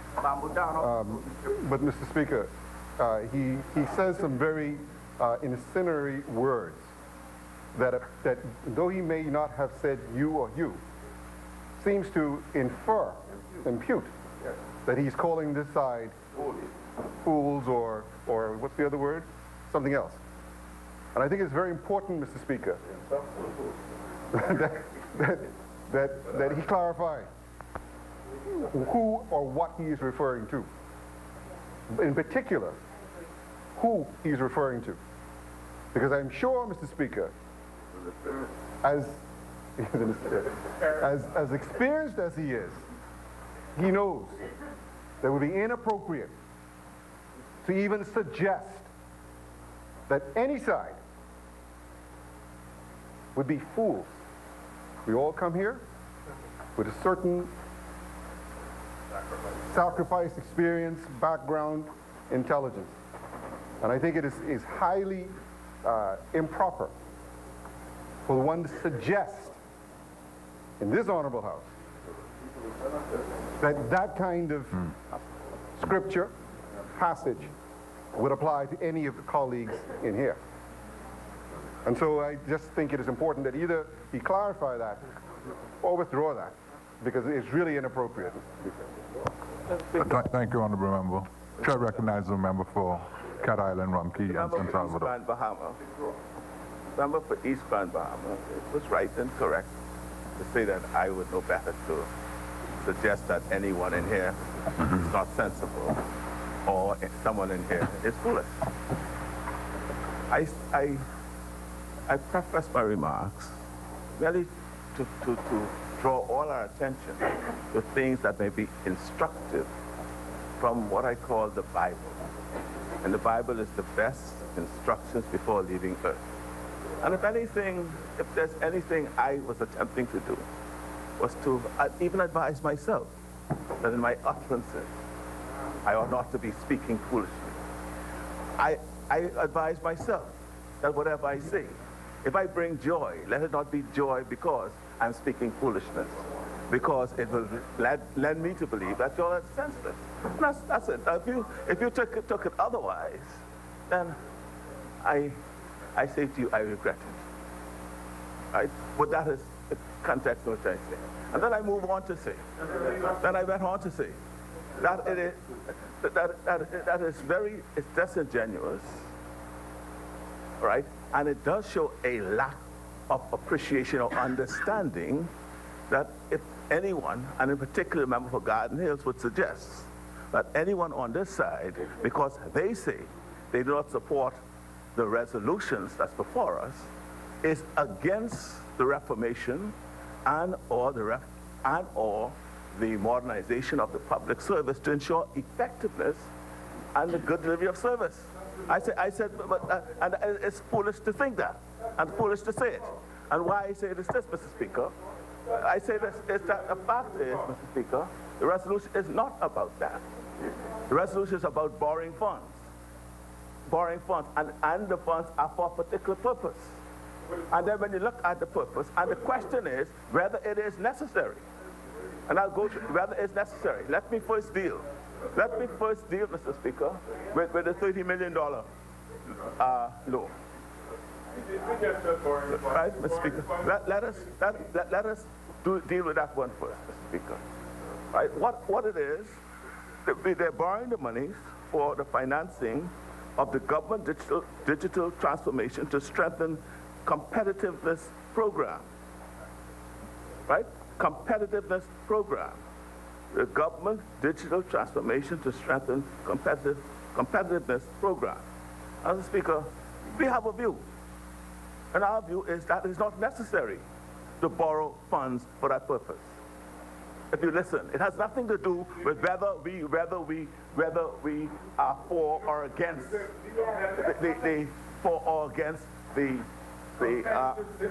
Speaker. See, all the groundwork for that. Speaker. Speaker. Honorable members. Now, you see, I could talk who's foolish. I could say who's foolish. Please. Right? And Speaker, what I'm saying is that let us, people look at us. People are watching. What we're saying is, I'm being as constructive as I can in demonstrating why we ought not to borrow $30 million. First of all, Mr. Speaker, it is for the digital transformation to strengthen competitiveness program.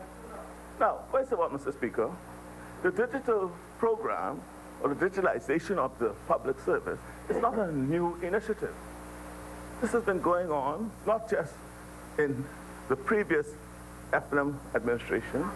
It was carried on in our administration between 2012 and 2016. You hear the Prime Minister himself speaking of those aspects of the service that is being delivered to the public that has been digitized.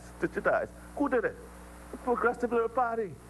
So it was not that. This is not a new program.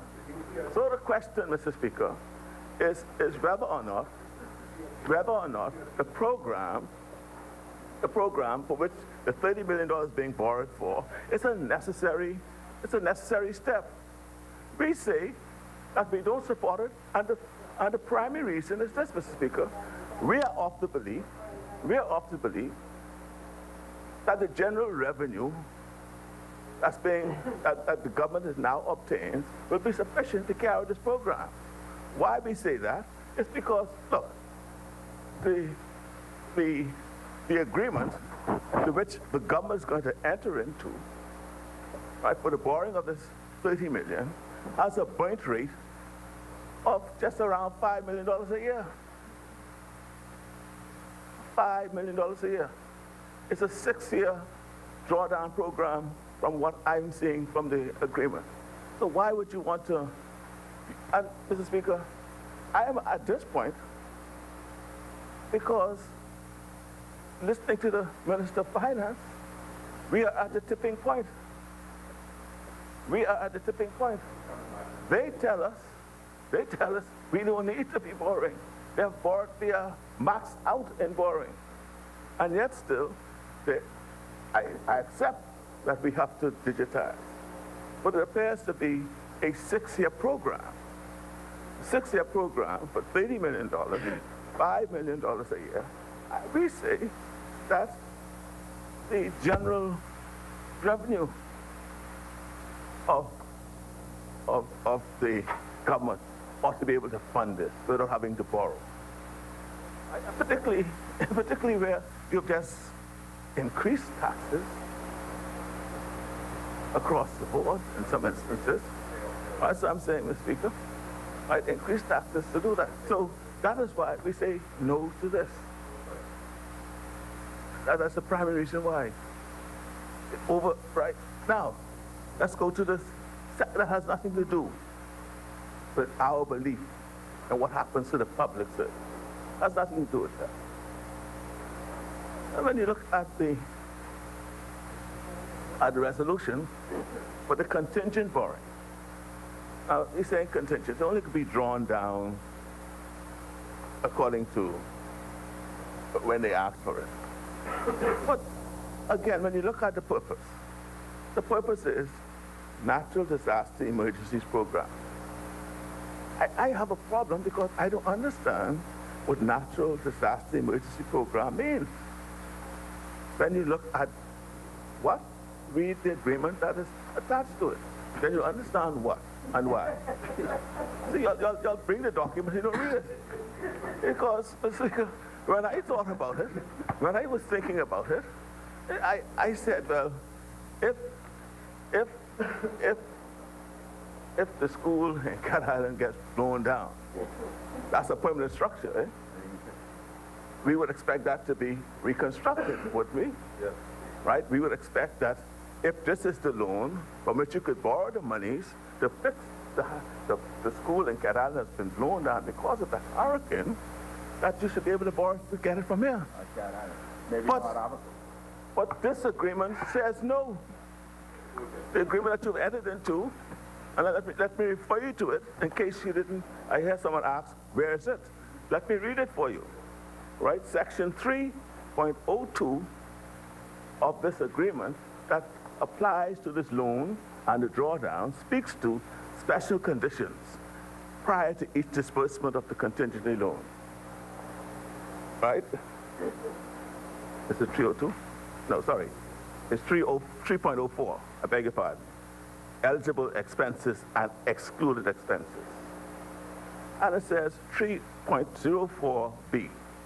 The resources of the contingent loan may not be used to finance the following expenses. Read them all. And what they list 8 of them. And one of them is expenses associated with the permanent reconstruction of infrastructure. The permanent. So what will happen to my school when it gets blown down in Cat Island? What's going to happen when the roads are removed because of water and rain and other things? They are permanent structures. Yeah. Right, so let's look at it. Right, so Mr. Speaker, why should we concern ourselves about this? And the other point that's been made by the member for Exuma, much ado was made about the fact that our administration decided to withdraw ourselves from the CRIF insurance. Much ado was made about it. They went ahead and we lost so much money because they said they were going to fix it. They went in, then we had a hurricane, and then they said, well, we didn't. Then there was a new provision that was then introduced by the CRIF organization, where they got little something, which wasn't even as much as the premium. And then they said, no, I remember this very well. I remember very well. No, I know, Mr. Oswald, I remember this. Right? So, Mr. Speaker, so there we have it. And then when we raised that matter, the member for East Cranbrook said, there are still some challenges in relation to this, and we're going to work it out. We're going to go back and renegotiate. Well, if you renegotiate the insurance, and if it is in place, why you need to have a contingency fund to draw on if you have an insurance? Now, I know you may say there are some deductibles. It's going to be 100 million? Is it going to be 100 million? I don't know. So, Mr. Speaker, what I'm saying, Mr. Speaker, what I say is that those are questions. And again, I can believe what the minister said. Don't let's borrow no more money because we are at a tipping point. So I accept that now, and I don't support the borrowing today. So, Mr. Speaker, that is our view in respect to both of these resolutions. Now, I wanted to speak to the member for Killarney, but he's not here because the member for Exuma highlighted some of the issues that's not being addressed in his constituency, and he quite eloquently said that he is certain that it's happening elsewhere. I wanted to confirm that it is happening elsewhere because the Prime Minister himself, you know, he likes San Salvador. He's been there about 10 times now. I think. Yeah. Look at the airport and then run and No, well, you all just got to finish fixing it and pay the contractor. Pay the contractor and let him finish. And the airport, it's a wonderful episode. It's beautiful. It's beautiful. When you going, let me know I can go with you. On your plan? Yeah. Give my pilot license back. Give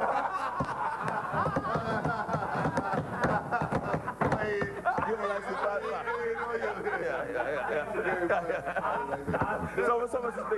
So, Mr. Speaker, you know, the Prime Minister, he likes San Salvador. And he goes down there. The PDA, you know, a member of the PDA carried him and walked him and said, look, you all paid this fellow the money. Look here, the louvers and the windows are out. When it rains, this is leaking. They showed them all.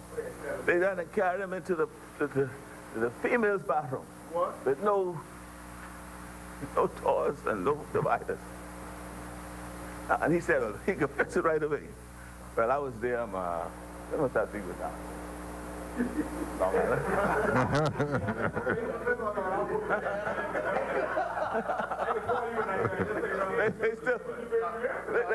Long Island. They still haven't been fixed.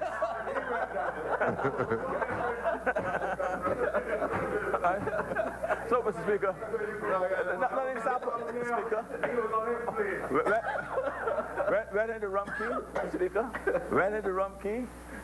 He saw the fire at the school, right? What is in September. What is that? Go fix it. But while he was there, they tell him, look, you stopped the dock that's being built. Please fix our dock. What is it with that? You all ain't paid the contractor with the clinic. Please do that. Well, I must say, he did something. The dock has started again. And hopefully that'll be finished soon.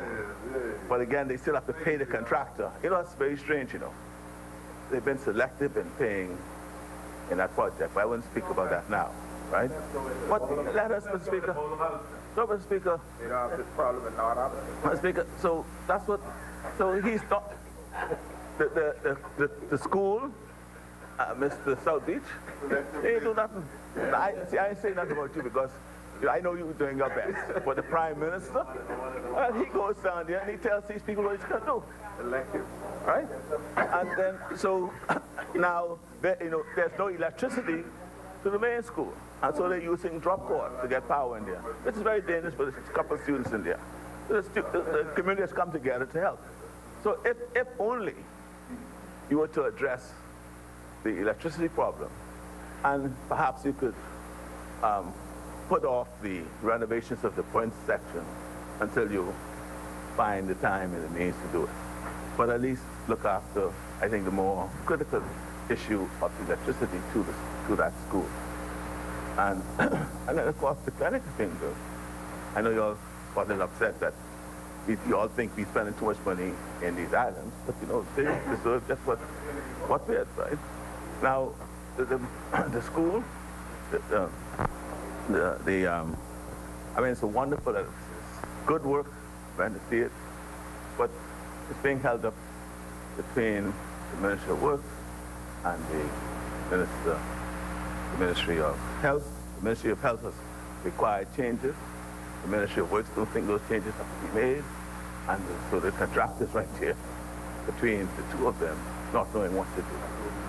That's one issue with that being completed. And the second issue, again, ain't getting paid in time. Fortunately, these are good Bahamians who, in respect to the dock, they ran ahead with as much as they could without being paid. The contractor ran ahead, used up all of his funds to carry as far as he could, and now they just can't go any further. So perhaps it is best we can look into what's happening there and see whether your technical team and the ministry's technical team to get on the same page as to what changes they want, because he's built to the specs that were given to him. And all along they've been changing. It's reached a point now where that has to be resolved. No, that's Rumkey. In Cat Island, contract the same thing. I mean, see, you have to understand how to manage the cash, man. No, I understand the manage. I understand the manage. Yes. I can tell you, we know how to manage it. You have to know how to manage it. You have to know how to manage. Yeah, I could tell you how to do it. I can tell you how to ensure that what you have. For example, instead of paying one person 60 million, you could pay them 30 and use the other 30. Right? And then when you get some more, and then because if you could find $65 million like that to buy a hotel, my God, what do you think the small contractors do? What do you think they're doing? All of them. What do you think they're doing? That's how you that's what I call managing what your resources, what you have. And that's the challenge I think you all are having. And so, so I just thought I'll confirm some of the issues to which the member of Exoma spoke to that requires attention. I think it is exacerbated by the fact that the Prime Minister himself noticed these things in my constituency. Like I say, he likes San Salvador and still hasn't addressed them. And I know he told the people that he's going to address it. Let him do it. So, Mr. Speaker, with that, our position has been made clear. We are persuaded by the member for East Garden, Bahama, that no more borrowing is a prudent step in the fiscal affairs of the nation at this time, and therefore we support that and we say no to these two resolutions. Thank you, Honourable Member. As many, the Chair recognizes the Honourable Member for East Grand Bahama. Thank you, Mr. Speaker. It's my pleasure to rise on behalf of the good people of East Grand Bahama to do the wrap-up on this very important, or these two important resolutions, but the one that is the substantive debate today with respect to the $30 million IDB loan to facilitate the digital transformation program of the government. Now, Mr. Speaker, I find the statements from the side opposite with respect to their indication that they will not support these two resolutions a bit distressing. Because, I'm distressed, and I'm going to tell you why. One, as the member for Garden Hills said, and this takes me back, by the way, to the VAT debate earlier in the year, the fiscal year, where there does not seem to be a connection between the ability to do a project or to carry out a program without the funding to support it. Mr. Speaker, the reality is this is what's gotten the country in trouble. That's why we end up with the kind of debt loads that we have. We just do things thinking that we're going to, somehow the money is going to magically appear. And then we get to the end and the middle of it and we find that, oh, we didn't plan it right, and there's, the bills are running higher than we expected, and we don't have any funds coming in, and so we have to go now and borrow at the last minute. Mr. Speaker, you're reading my speech here. Mr. Speaker, what is also unfortunate is that the members opposite say that they do not support any new borrowing. And they go on to eloquently speak about comments that I would have made with respect to the level of borrowing, etc. Well, let me assure them, Mr. Speaker, that this borrowing was in fact already approved in the 2018-19 budget. This is a part of the borrowing plan that was outlined in that budget. And you will find this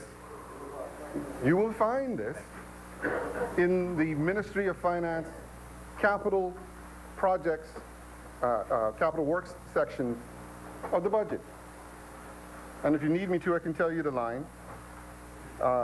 It's head 210525-100, which is about $8 million for this particular year that we expect to draw down. And as the member for Cat Island, Rum Kingston Salvador rightly says, it goes on for several years. Because it is understood that a project of this magnitude could not be done in 1 year. And so unlike previous administrations, we have programmed this and we've budgeted for it, Mr. Speaker. $5 million from the loan, $3 million out of the operating budget, $8 million anticipated this year. So, again, this doesn't represent any new earth-shattering thing. This is already forecasted in the 2018-19 budget. So when they say that they can't support this new borrowing, they done voted for it? They'd already voted for it. Thank you.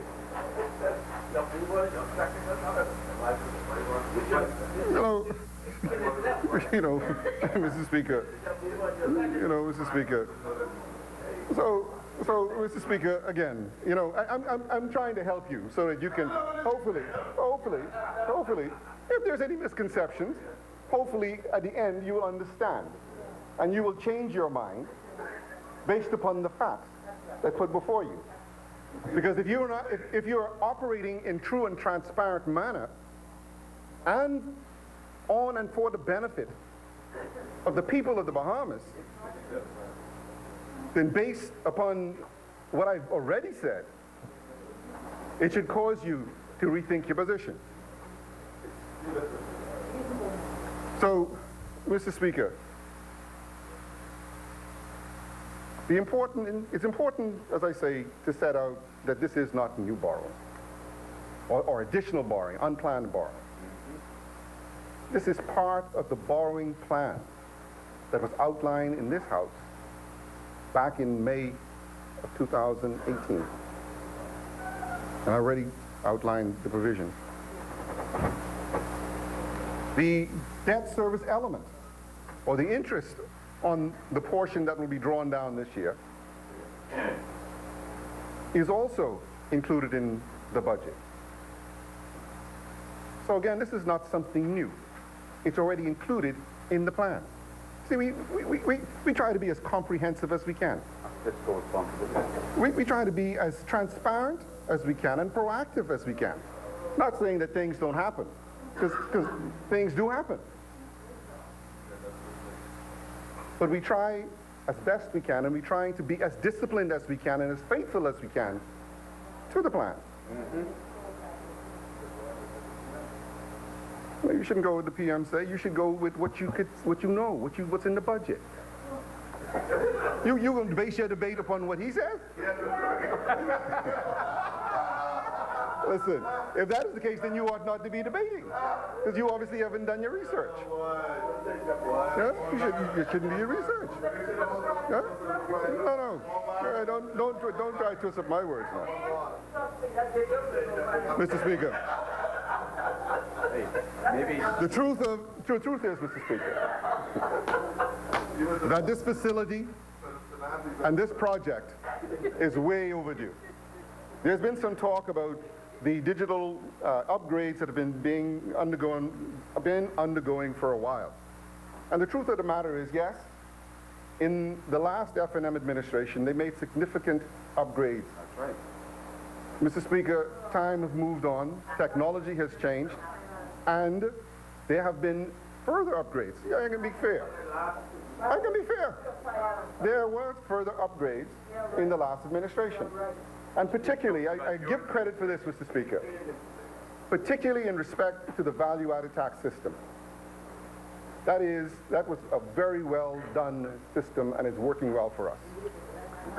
So I give credit where credit is due. But the fact of the matter is, technology is such that you cannot stop and sit on your laurels thinking you've done the job. I didn't say you did. I didn't say you said that. What I'm saying is that we cannot sit, all of us, sit on our laurels and think that because we have done some upgrades that we're okay. This is a continuous process. By the time we implement something today, next year there's another version. And you know, it's interesting because in some of the software that we have in the ministry, they're like 1990 technology. I was at an agency today and they were telling me when they sat down at the computer and turned it on and they saw Windows 2002 pop up on the screen. They're like, what in the world is this? Yeah. What is that? Fill out the form. Technology today. Some of them lucky the computer and true that. Well, you know, that's the other thing that I saw. You know those, you know the big screens with the big TV type screens from the old days? Well, believe it or not, yeah, one of our cutting edge ministries, agencies, has a bank of these. When I looked in the computer room, I was like, what is that? One of them sort of program sounds like a wine. I tell them, exactly. In fact, one of them is beige. You know what they say, whenever you see a beige computer, you know. So I had to ask them, the only thing I didn't see was a green screen. Which, by the way, at the Ministry of Finance and the Treasury, we have a green screen. That tells you how old that technology is. And so when we talk about there's no need for this money, there's no need for this upgrade and this investment in technology, you cannot understand why it is necessary for us to borrow this money to invest in this technology. I only ask you to look at your own circumstance. Look at your own, the way you work, whether you are in government or whether you are in private practice. What have you done in the last 5 years in your own little office? Brave moved office. And I hope he's moved past 2002 Windows. I hope so. Okay? So why would you think for a minute that it's okay for us to leave the public service in that kind of circumstance, where they are being inefficient, where their inefficiency results in frustration to the public servants who are trying to do their jobs, and even equally or more frustration for the users of that service. How could that be? And we're okay to vote against this? Mr. Speaker, in my own ministry, down at the Department of Inland Revenue, and the Minister for Health, member for Elizabeth spoke to it earlier. We've made tremendous strides in how the efficiency in which we license businesses over the last several months. And I want to pause and thank those hard-working people down at the Department of Inland Revenue who are doing a fantastic job under some stressful circumstances, and I acknowledge that. I want them to know that I acknowledge that. We're trying to address the situations there. But they're working and they're doing miracles. They've reduced the time for licensing of a business from 2 weeks to 7 days to 48 hours to now 24 hours you can get your license. Tremendous progress. And we have not scratched the surface in what we intend to do in that circumstance. The Prime Minister spoke about how we will... We didn't want to look at you out there. We will facilitate this efficient sharing of data among various agencies. So as pay attention. Let's try to pay attention, because this is important. As we try to share data among all of the agencies, so that we make the whole process more efficient for our clients, i.e. our citizens and residents. You see, Mr. Speaker, the goal, and I've said this before here, the goal is for one single portal. For you to be able to log into that portal, submit your request, everything with respect to your request will happen in the background. You'll never have to speak to anybody. It happens in the background. If the system has a query, it'll send you an email or WhatsApp or whatever. You will answer it. It'll go back. It'll clear itself. And at the end of the day, you get whatever the service is that you need. Whether it's a passport, whether it's a driver's license renewal, whether it's a car renewal, whether it's a business license, whatever it is that you need from the government. The vision is that you will be able to log into that one system, request what you need, and everything happens in the background. And it is done efficiently. You can get onto that system and track your service request. So you'll know if there is a delay, you know exactly where it is. You can query it. That's where we're trying to get to. Using artificial intelligence to intuitively deliver solutions to our citizens, even sometimes before they even know that they have a requirement or they have a need. That's where we are. And if we're going to be competitive, if we're going to be successful in this new dispensation that we live in today, where international countries and international agencies are continually attacking the way we do business for whatever reason, we're going to have to be proactive in this way. We're going to have to be innovative and creative in how we provide service to our constituents. Otherwise, as the saying goes, dog eat your lunch.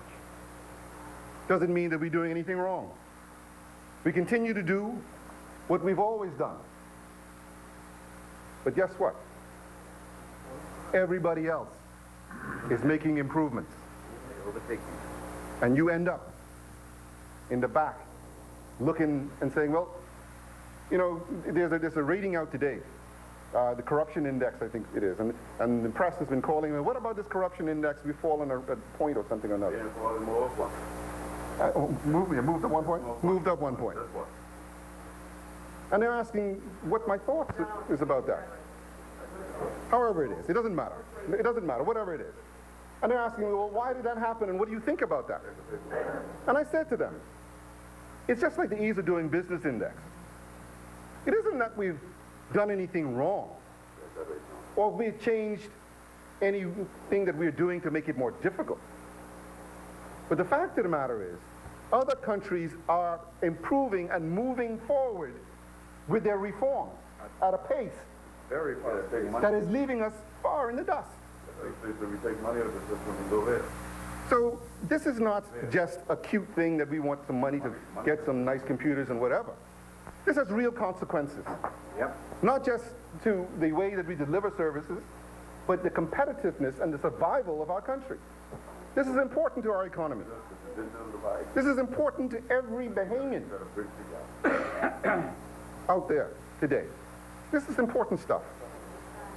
Understand that this is about the competitiveness and the way that we're able to provide and deliver our services to the local and the international community. You don't have no survival? The basis of our economy. So, Mr. Speaker, this ain't just talk. This isn't some borrowing without a plan. You see, we're looking at the future.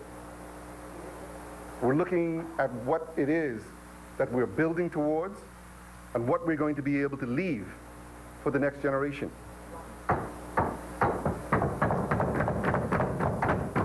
Again, Mr. Speaker, I just, simply relate it to what most people can understand. Every year, almost, Apple comes up with one of these things.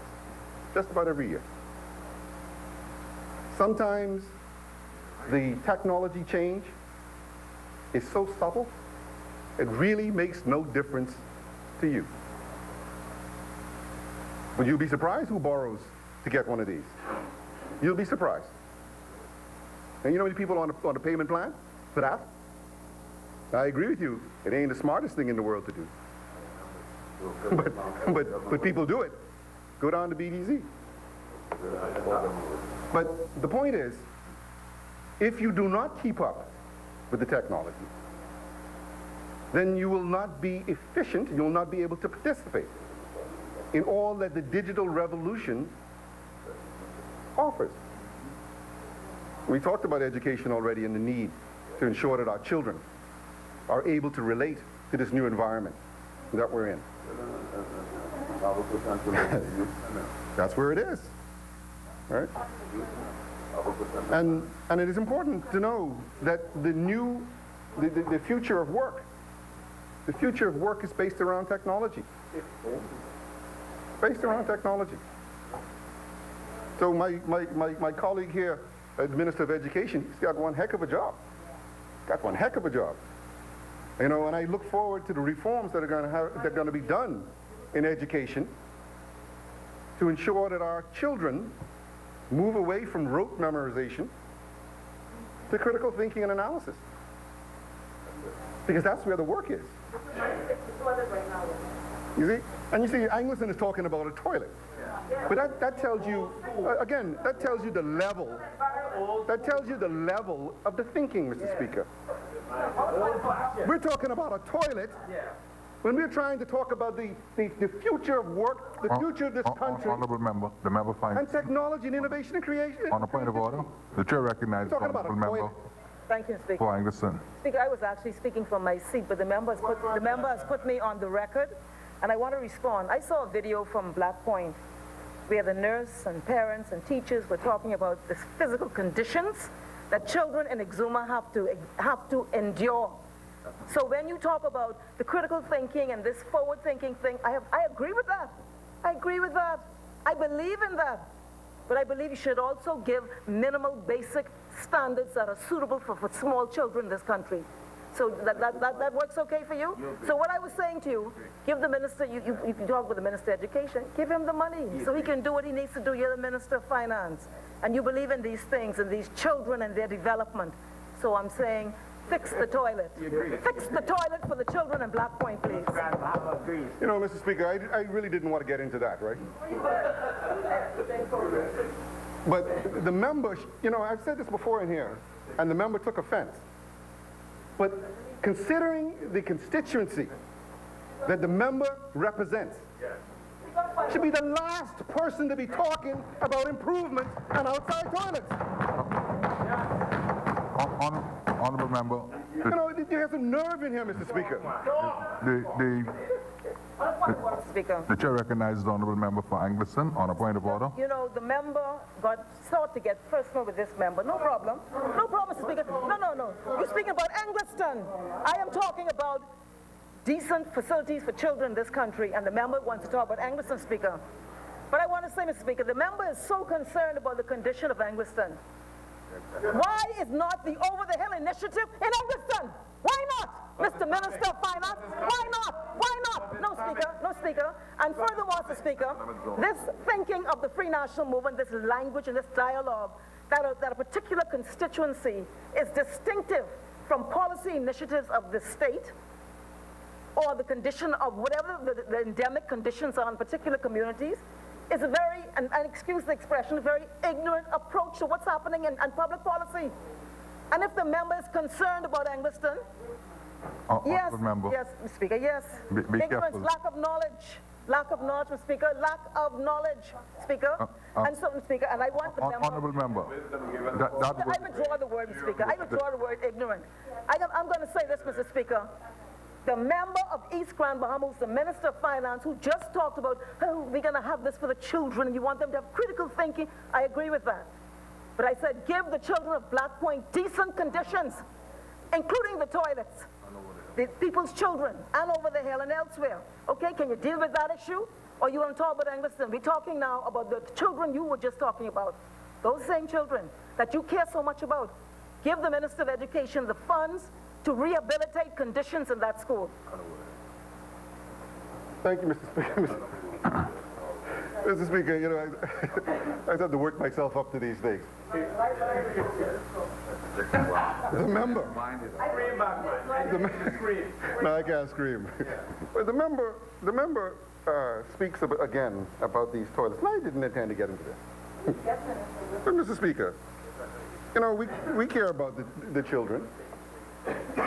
The member, again, we're talking about the future and providing an opportunity for our children to be able to compete in the new economy and how we're going to, the need to prepare them to be able to compete in that environment. And the member is talking about toilets. Now, you know, Mr. Speaker, there's another analogy we can use for toilet. But the point, Mr. Speaker, toilet, yeah, toilet. The point, though, Mr. Speaker, the member was a member of the government. So we ain't talking about, you know, the new members. The member of the cabinet of the government. I want to ask her, in the 5 years that I was sitting over there, how much, I wonder, did the government spend on the schools at Black Point?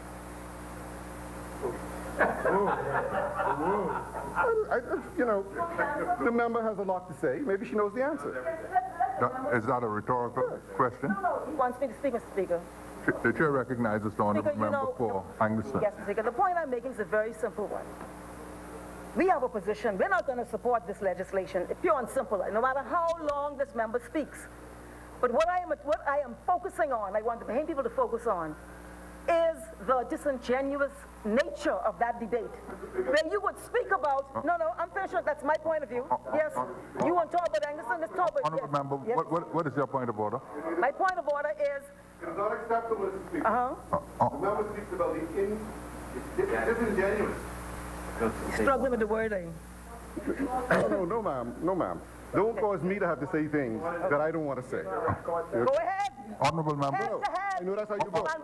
I know that's how you go. You got no respect for nothing. Remember now, You got no respect for anything. Honorable members. Head to head. Honorable members. Head to head. One member at a time. Speak to the chair. I was trying to make my point. The member, you know, I'm saying that the point I am making, he objects to the word disingenuous. Let me take that word back.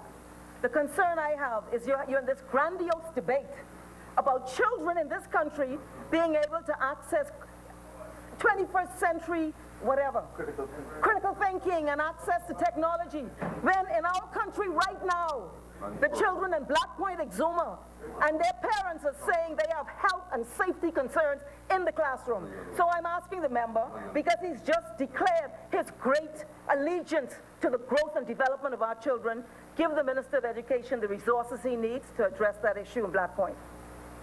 Mr. Speaker, again, you know, it would help. It would help if members in this House would listen, you know. You should listen. See, because if they were listening, they would have heard that the minister already has the money and that work is being addressed. If you were listening. Right? But again, I asked the question. I asked a simple question. How much did the last administration, of which the member for Engliston was a cabinet member, how much did they spend on this school, and when did they come up with this newfound love and concern for the people of Black Point? I put it to you again, Mr. Speaker. The people in Engliston are asking the question tonight. What about the Anstown Clinic? Yeah, we're concerned about the toilets in Black Point. You got people in Black Point. But what about us? What about us? What about us? Honorable members, the chair recognizes Smallness in debate. the honorable member for Exumas and Ragged Island on a point of order. Mr. Speaker. Mr. Speaker. Mr. Speaker. Honorable members, speak to the chair, please. And honorable members. Mr. Speaker. Honorable members. The member for Ragged Island has the floor. I spoke extensively today in relation to honorable member. I don't want to talk about Oban today, Mr. Speaker. Mr. Speaker, I made an extensive contribution today with respect to the severity of the issues at Black Point School. That's right, thank you. Mr. Speaker, I asked the members to not unintentionally trivialize the issues or come across to the good people and the children as if the issues are being trivialized. These are very serious concerns, and I know that the honorable members of this House accept that they are trivial concerns, and therefore I ask that we move on from this point, because there's no good to be served as projecting to the children of our country that we're not concerned about their well-being and their physical presence. And I know that is not what is intended, and therefore I ask members to desist. I believe Garden Hills would have wrapped it up nicely. Yes.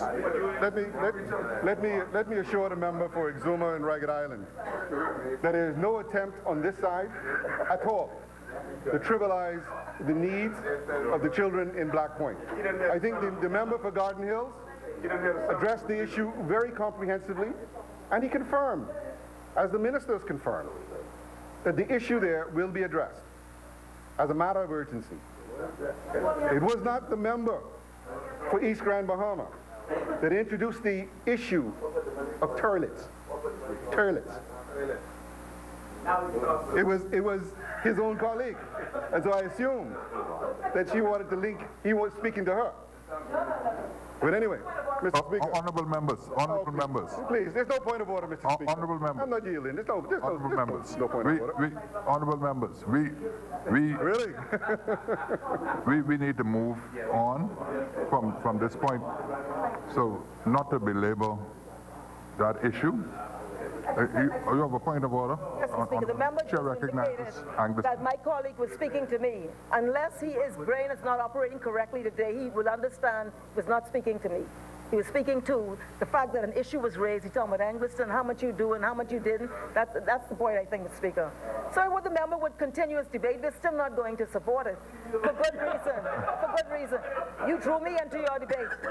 Thank you, Honorable Member. You drew me into No, ma'am. No, you know, Mr. Speaker, I'm being urged to move on, but, you know, I'll stay on this point all day. Because anyway, Mr. Speaker, there is no doubt that the issues of Black Point are being addressed. The issues of Angliston are being addressed, as the Prime Minister has indicated. Again, it goes right back to what we're talking about here. Programming and planning. That's what this is about. So you can get up and jump up all the time and talk about, oh, what about this one is getting and I'm not getting. We've already explained this over and over. Angliston is a part of the program, and they will be addressed. That's already been said. So let's focus. Let's focus. So anyway, as I was saying, Mr. Speaker, to allow Mr. Speaker, I mean, the member says not to draw her in, but she keeps getting up at the Honorable Member. Irrelevant point. Honorable Member, the chair is of the view that this back and forth is not assisting this debate at all, and I'm of the view that what was recently said doesn't amount to a point of order. And so Not even heard what I have to say. I said that what the member recently said since the last point of order I don't have a point of order. does not amount to a point of order. We need to move on. You said I don't have a point of order. That's what I said. I did not say that you do not have a point of order. I said that what the member for East Grand Bahama said since the last point of order does not amount to any issue that raises a point of order. That is the position of the chair. I misunderstood. I thought that the point of order is articulated by the person taking the point. But I accept you, Speaker. It comes to whether or not to analyze there is a point of order. I understand that position. And that's how I make my determination. Oh, Whether it succeeds or fails. I thought you used to say, which rule? But you didn't answer this time. The chair recognizes the honorable member for East Grand Bahama. Thank you, Mr. Speaker. Mr. Speaker, again, this whole idea of modernization is intended to assist in the efficiency of government, the modernization, and the ease in which citizens do business with the government. It will allow entrepreneurs and businesses to file their returns and pay their taxes online from anywhere on any device, for instance. One of the pain points that was identified in the ease of doing business ratings is the ease of paying the government. Because in some instances, you're required to go down to the agency to give cash or to give a check, certified check. A pain point.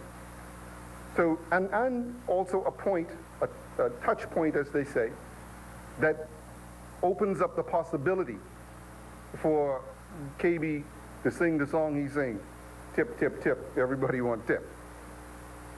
So by eliminating that touch point and making it strictly technology driven, we ought to be able to reduce our instances of slippage in the government's revenue and make it more efficient for people to do business with the government. Mr. Speaker, another one of the goals that we have is to go cashless throughout the country. In the city, at the moment, it can be considered a convenience.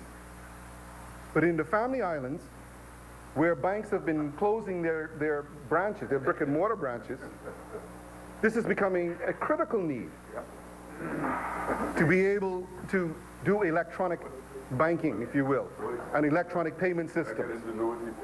And I'm sure Exuma and Ragged Island knows what I'm talking about. That's also part of this modernization effort that we are embarking upon. We are encouraging the local banks, commercial banks, to also modernize their systems and to introduce into the Bahamas technology that we all know already exists in other parts of the world, but even more offensively, that is already rolled out in the Caribbean. Yes, we, the Bahamas, that provides the lion's share of the revenue for all of these commercial banks, no, domestic commercial banks, the Canadian banks, we provide the lion's share of their profits, yet our technology platform is behind a lot of these other countries in the region. It's unacceptable. And so we have been encouraging and working with our partners, the Association of Clearing Banks, to speed up the rollout and introduction of the technology-based solutions that exist, that is going to make it easy again for people to do business and to improve financial inclusion for those who are currently unbanked or unable to access a brick-and-mortar institution. The Prime Minister has indicated as one of his ease of doing business initiatives that the process of opening a bank account ought to be easier, that it ought not to take as long as it does. For local, it can take up to 3 weeks. For an international person, it can take up to 6 months or a year. Obviously inefficient and uncompetitive. With the modernization that we anticipate, with the digital identification records and the ability of institutions to share data, critical data, that whole process will be made a lot easier. And so again, a major part of the modernization that we are trying to push forward in the country. Mr. Speaker, we've spoken about the support for the freedom of information. We've talked about the back office for the accounting systems that are required, that are needed now in order for us to be able to meet our commitments and our goals with respect to moving towards accrual accounting. We talked about the digital data analytics that will be available as a result of the new systems that we are implementing that will allow us to, in real time, track a lot of the performance indicators so that we can identify issues and target them and address them in real time, and hopefully be able to bring intervention into situations that will not catch us by surprise at the end of the year or in the midterm. So again, Mr. Speaker, this is a very comprehensive program that is aimed at not just providing some computers on a desk, but providing real benefit to the Bahamian people. And Mr. Speaker, two other things that I wanted to just touch on in respect to this, and I know that I'm running long with all the interruptions. The technology will also, I had a presentation just recently that I'm very, very excited about, that is going to be able to track traffic, marine traffic in the Bahamas, that is going to open up and maximize the revenue from charter fees that we are now missing, and we know there's a lot of fees that we're missing. Some estimate it might be up to $50 million that we're not collecting as a result of our inability to collect the fees. Fishing licenses. There is no efficient way to apply for and receive a fishing license. And so we have a very interesting program where we are looking at artificial intelligence to determine, well, first off, we can track vessels entering and leaving the Bahamas and see where they go. We can develop profiles on these yachts to determine their behavior so that we can use artificial intelligence to assess risk with respect to these vessels, whether we can determine whether they are poaching, we can determine whether they're involved in illicit activity. We can, yeah, I'm not giving too much. We can determine whether they're doing illegal lightering, all kinds of things that we can determine. And the minister is right. I don't want to reveal all. But it's going to be it's a very exciting piece of technology that is going to allow us to improve our revenue yield from this very much under served stream of revenue. So, Mr. Speaker, we've talked about customs and the modernization that's happening there. We've talked about the coordination of activities. The other exciting program that we hope to be a part of this program is the pre-declaration, or the pre-declaration and payment of customs passenger accompanied baggage.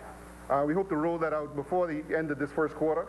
A significant efficiency for passengers, for citizens, that I think are going to find that very, very useful. And again, it helps us in being efficient and doing our jobs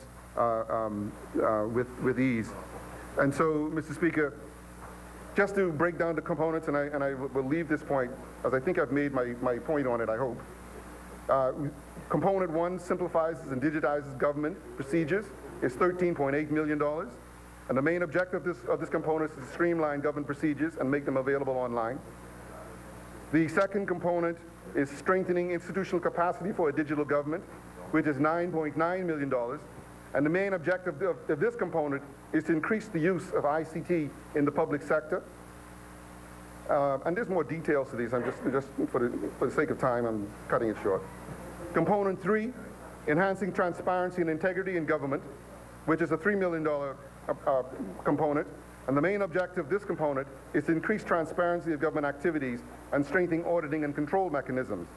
So you see, Mr. Speaker, this is not money that we're wasting. This is all money that is being invested for very real and tangible benefit to the Bahamian people. So, Mr. Speaker, in respect to the data digitalization program, the Data Protection Office is obviously very important in this, and we're working to beef that office up. This whole project is looking at improving skills, improving efficiency, and being able to provide a competitive service to the Bahamian people and to our visitors and investors. And so again, I wish the members of the opposition to really rethink their position with respect to this loan, recognizing that it is in fact a very important tool in bringing the government of the Bahamas up to first world standard. Secondly, it is important to understand that this is not a new or unannounced borrowing, that this is in fact a part of the borrowing plan in the 2018-2019 budget, that this House has already approved, and so we're just operationalizing now that plan that has already been approved. And so to vote against it now is basically to vote against, or to try and reverse what you did in the first instance back in May. And understand, there's only so much revenue that comes from the government or from taxes. There is a need to invest, and sometimes that investment comes through borrowing, but in a planned and a controlled way, and for a tangible benefit that provides benefit to the Bahamian people. In other words, the efficiencies that are derived from technology results in savings, which results in money that can be spent elsewhere in providing service to the Bahamian people. And lastly, Mr. Speaker, the contingent loan. Again, this is not a new loan. This was announced when we did the budget. And so this is not a new idea, a new concept. Every time we have a conversation with the rating agencies, or we have a conversation with the IMF, or any of these agencies, the one thing that comes up is, what are you doing about climate resilience? What happens to your economy if you have a major hurricane? How do you protect the economy? How do you plan to provide for the restart of your economy? The fact of the matter is, as was stated from the other side canceled the catastrophic insurance fund, which at the time, whether they believe it or not, is really irrelevant. The fund indicated that we could have claimed somewhere in the neighborhood of 30 million, I think it was. We are not able to collect a penny because we opted out of the program in the 1 year that we had a bad hurricane. This government re-engaged the CRIF. And so we have in place insurance, parametric insurance, to cover any significant loss that may happen in the country. And again, we modernized that program because we recognized that the way it was structured would severely limit our ability to collect. We restructured the program with them, so we have 3 zones now, north, central, and south. which will improve the opportunity for us to recover in the event of a disaster in any part of the country. But that insurance will cover infrastructure. And so when the members opposite talk about the contingent loan is not intended or there's a clause in there as they claim, and I have to read it to get the context, but they say that it doesn't permit recovery or spending on infrastructure. The fact of the matter is the infrastructure is covered by the CRIF insurance, because that loan says that it can only be spent on infrastructure. It's an infrastructure insurance. So that part is covered. What we're looking at now is the recovery cost, all of the ancillary cost that comes in a recovery. And so rather than waiting for an event to happen and then scurrying around to find out where we're going to borrow $100 million from for recovery, we know with surety where that money is coming from, we know what it's going to cost us, and the protection of that fallback line of credit cost us nothing in the interim. So it is actually free insurance, if you want to call it. So to say that you're going to vote against that, again, I think is very, I don't want to use the word irresponsible, but misguided. Very short-sighted, Mr. Speaker. This is a very important issue. And I'm sure that in a few weeks, the IMF will be coming along to do their Article 4. And once again, they will come to the opposition as they always do. And I'm sure that one of the items that they will talk to them about is climate resilience. They will talk to them about risk of natural disaster. If they haven't, of course they meet with them. If they don't, I will certainly send them to you. I know you haven't been in opposition in a while, but yes, they come. But they will meet with the opposition, they always do. But this is a very, very hot topic with the international community. How is your economy going to recover and fare in the event of a catastrophic event? And so we are taking as prudent and as responsible approach to try and cover all of the potential risk that exists as best we can to ensure that in the event of a catastrophic, with the CRIF, the Catastrophic Insurance Fund, we cover the infrastructure. With this credit line, we cover all of the other costs that is associated with the recovery from a major hurricane. So that's as simple as that. And so, again, I hope, Mr. Speaker, that the members opposite will rethink their position. Because, again, this is not new borrowing. This is not something that is airy-fairy or fanciful. This is very, the member wants to, again, I know we want to get to the vote, but Mr. Speaker, this is important. And I really do want the opposition to vote with us. No, I really want them to vote with us. I want them to have a real, intelligent vote on this item. Because this is important to the future of the Bahamas. And it signals, Mr. Speaker, to the international community, as well as to their voters, that they're about the future of this country. They're about the stability of this country. And so I am really trying to help them, Mr. Speaker, in some ways. In some ways, I'm trying to help them. This is not one to die on. This is really not one to die on. But again, Mr. Speaker, it's up to them. We can only outline the case, and I think we've done that. I want to thank the Prime Minister for moving this resolution today. I think he did a fantastic job in outlining it. And again, I thank all the members for the debate. And Mr. Speaker, so moved. Thank you, Honourable Member.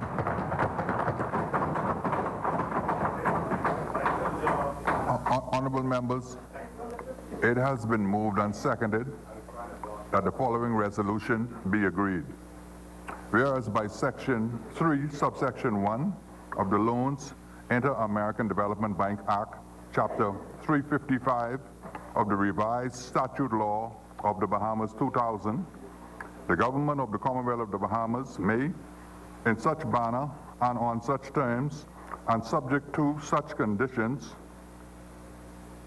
as may be agreed between the government and the Inter-American Development Bank, hereinafter the bank, borrow from the bank or from funds administered by the bank such sums as may be required for the purpose of financing or promoting economic and social development in the Bahamas. Now, therefore, be it resolved that this House, 1, authorizes the Minister of Finance to raise by means of a loan the sum of $30 million in the currency of the United States of America, US $30 million, and 2, authorizes the Minister of Finance to raise such loan by means of a loan contract with the Inter-American Development Bank on such terms pursuant to this resolution as are mutually agreed. As many as are in favor will remain seated. Oh.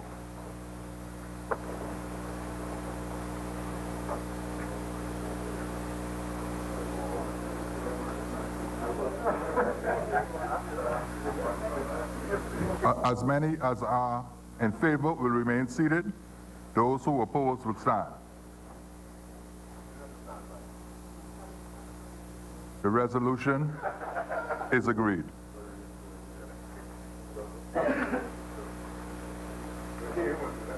Additionally, members, further resolutions. The chair recognizes the honorable member for Kalani. Thank you, Mr. Speaker. Mr. Speaker, we debated both resolutions at once, and now I want to move the following resolution. Whereas there have been several major hurricanes that have affected the Bahamas in recent years. Firstly, there was Hurricane Joaquin in 2015, which affected the southeastern islands, causing damage and losses of approximately $114 million. In 2016, Hurricane Matthew greatly impacted the country's major population centers in New Providence and Grand Bahama, as well as the district of North Andros, causing damage and losses of approximately $519 million. Most recently, in 2017, Hurricane Irma affected the provision of basic services in Grand Bahama and caused damage in Ragged Island, Acklins, Niagara, and Bimini. It estimated total damage and losses of approximately $118 million.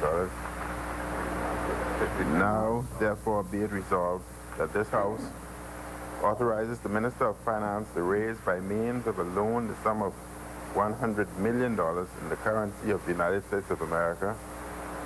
2, authorize the Minister of Finance to raise such loan by means of a loan contract with the Inter-American Development Bank on such terms pursuant to this resolution as are mutually agreed. So moved, Mr. Speaker. Thank you, honorable member. Honorable. Seconded. Is there a second? Second. Honorable members, it has been moved and seconded that the following resolution be agreed. Whereas there have been several major hurricanes that have affected the Bahamas in recent years. Firstly, there was Hurricane Joaquin in 2015, which affected the southeastern islands, causing damage to and losses of approximately $114 million.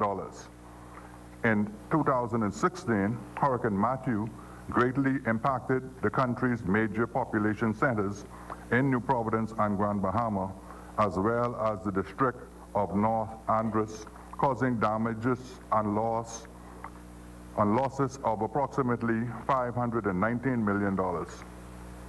Most recently, in 2017, Hurricane Irma affected the provision of basic services in Grand Bahama and caused damage in Ragged Island, Acklins, Inagua, and Bimini, with estimated total damage and losses of approximately $118 million.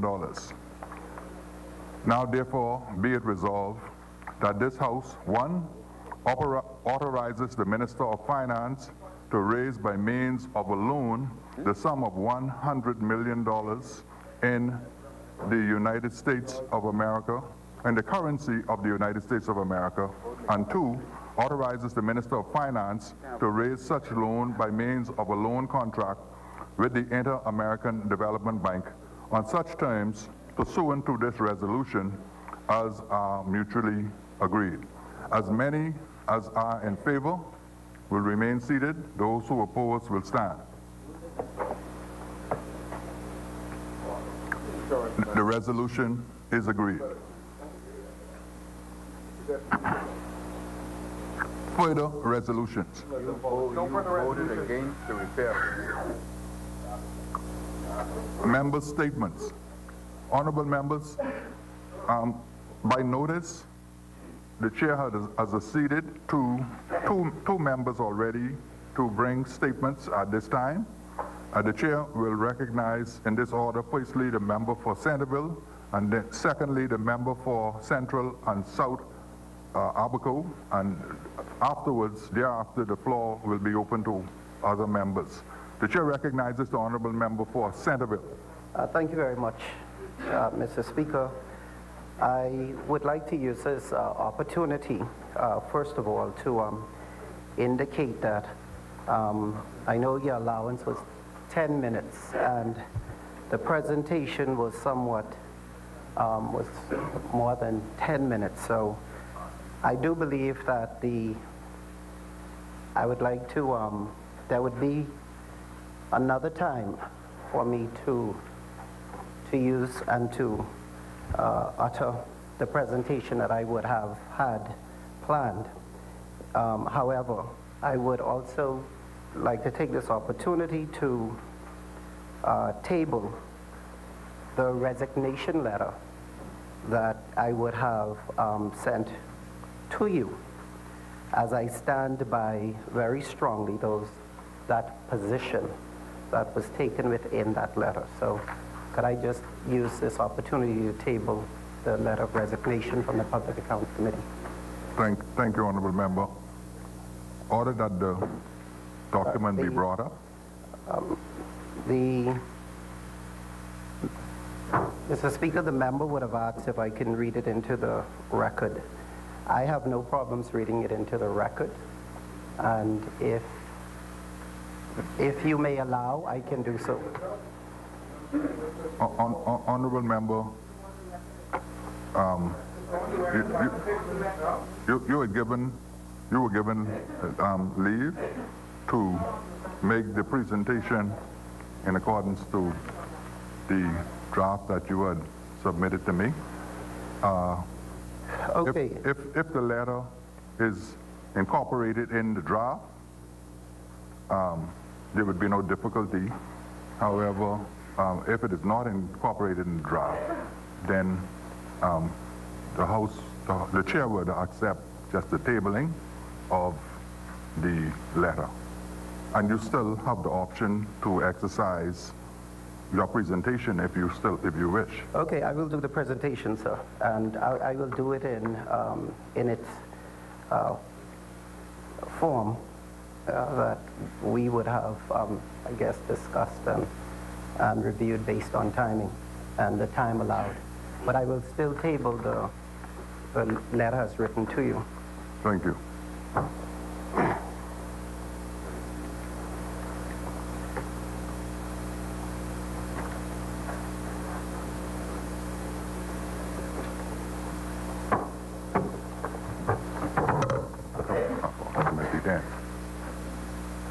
Thank you very much, Mr. He's tabling it now? Are you tabling? Tabling the... Order that the document be brought up.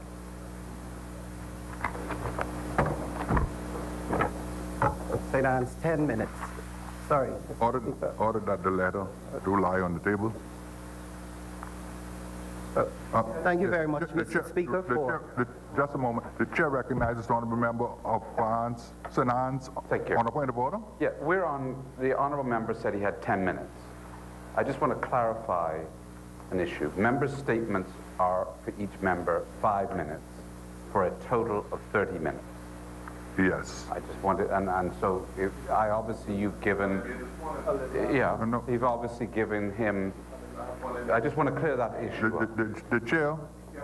The chair has exercised its discretion to, and has given the member for Centerville 10 minutes at this time to make his presentation. And the member for South and Central Abaco has not indicated how much time he wishes So he's indicating 5 minutes would suffice for him, for his presentation. And so the chair has acceded to those time limits. Firstly for Centerville, 10 minutes, and secondly for Central and South Albuquerque, 5 minutes. Thank you very much. Speaker, I do believe it would be less than 10 minutes. I will do my best to corroborate the information. And so, good afternoon, honorable members, and once again, thank you for allowing me a few minutes of the House time. Mr. Speaker, Kilani would have called the Public Accounts Committee functionless, not me. He did. Cat Island would have called. Honorable member, the member for Kalani is on a point of order.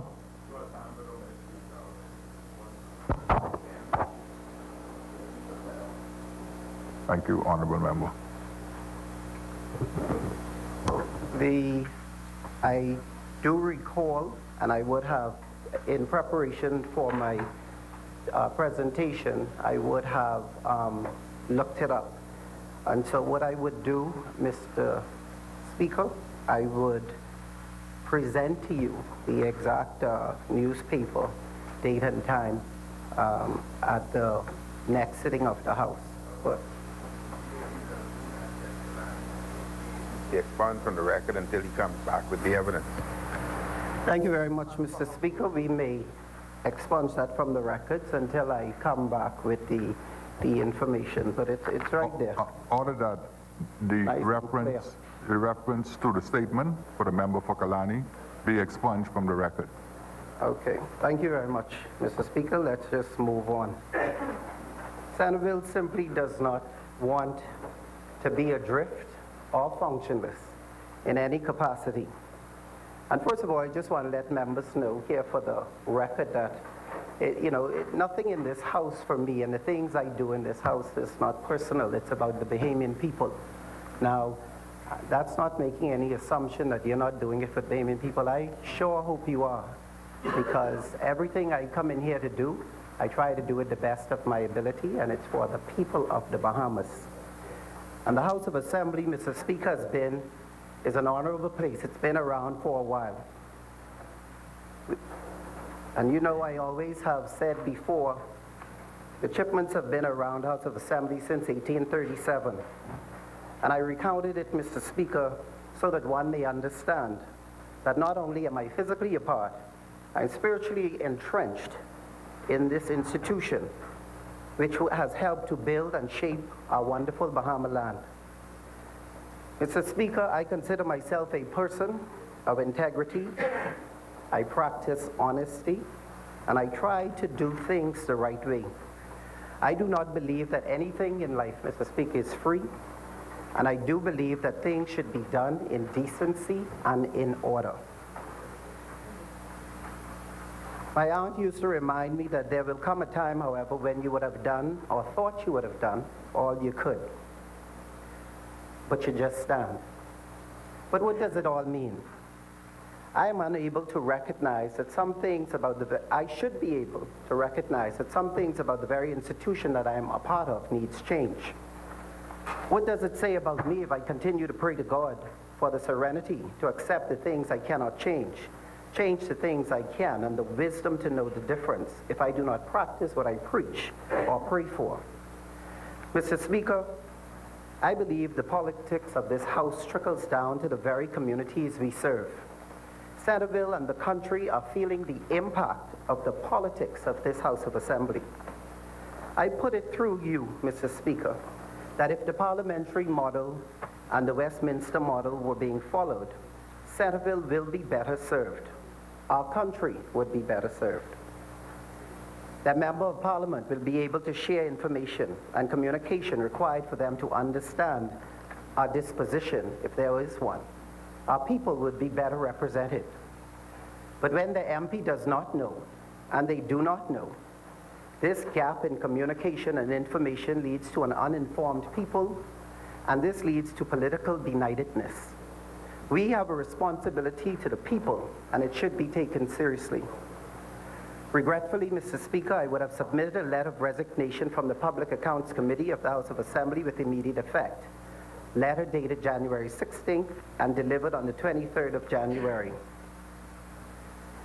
Mr. Speaker, in March of 1925, my great-grandfather, H.N. Chipman, would have resigned his seat with a formal letter of resignation to the then House Speaker.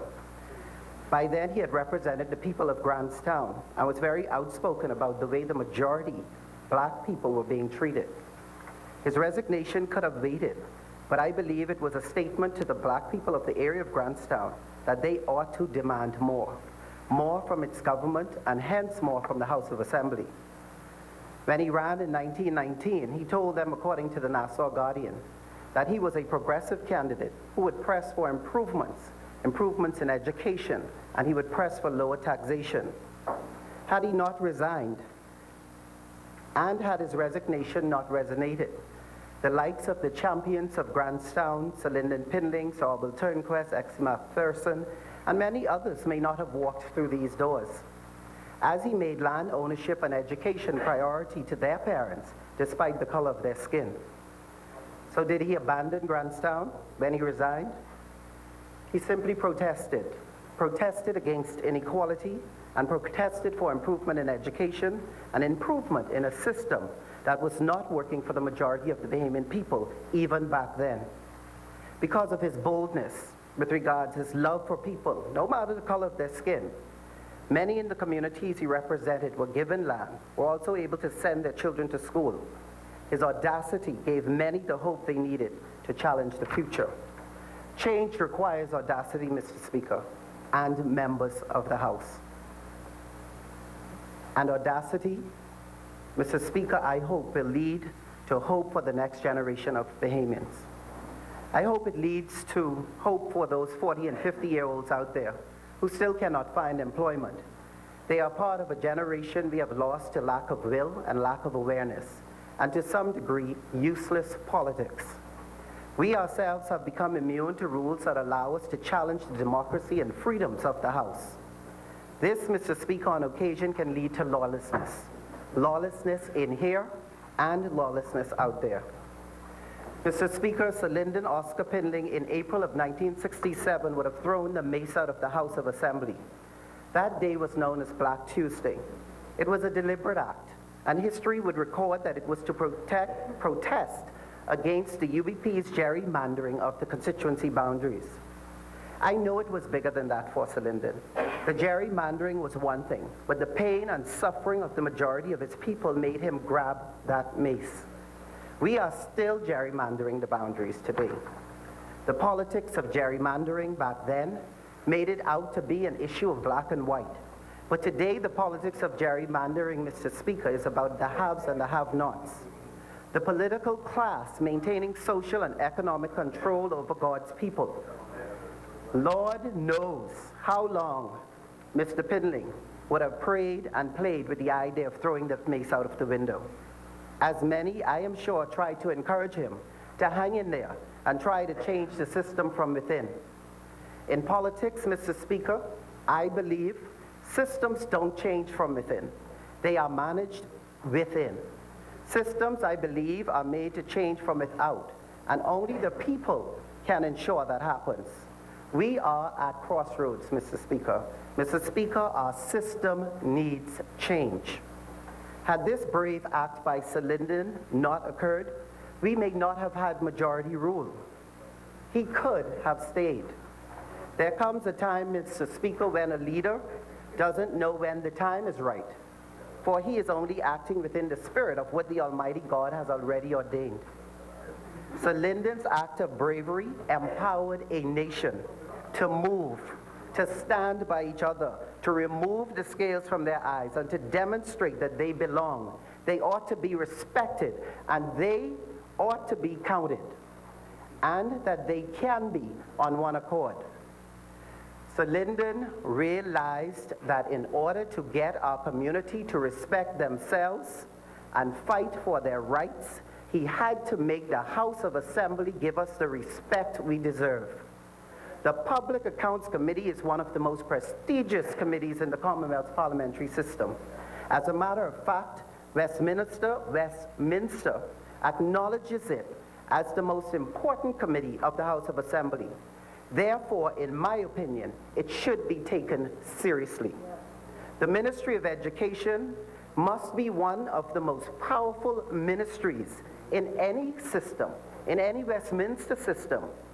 However, when Sir Cecil Wallace Whitfield resigned in 1970, we must all have thought he was crazy. But had he not resigned, there may not have been an FNM. That level of resignation charted a new course in the life of the Bahamas and gave other members of other Bahamians and other members the audacity to believe and hope in what's good and or what is better for the Bahamas. Yet another brave move to empower. So is it abandonment or is it protest? Mr. Speaker, my resignation is but a protest to say to a nation to pay attention to what's ahead. Press towards the mark of Christ. Be on one accord. Mr. Speaker, I had the honor of attending the opening of the Convention of the Body of Christ 7th Terrace in Centerville on Monday night. The theme, Mr. Speaker, was launched 2019. The power of one accord. Romans 15, verses 1 through 6. Pastor Uriah Davidson delivered this message impeccably. The power of one accord. Powerful, united, grounded, and free. It speaks to a people of like mind. Of course, we are all different, and differences are good, but we must be of one mind. Mr. Speaker, it doesn't matter to me if you're PLP, FNM, DNA. We need to all be of like mind. A mind towards that which is godly, which is good, which is better, and which is best for Bahamians. Deepening democracy and spreading our wings for the betterment of our country. I would have issued dot points with regards to my resignation, all of which I stand by.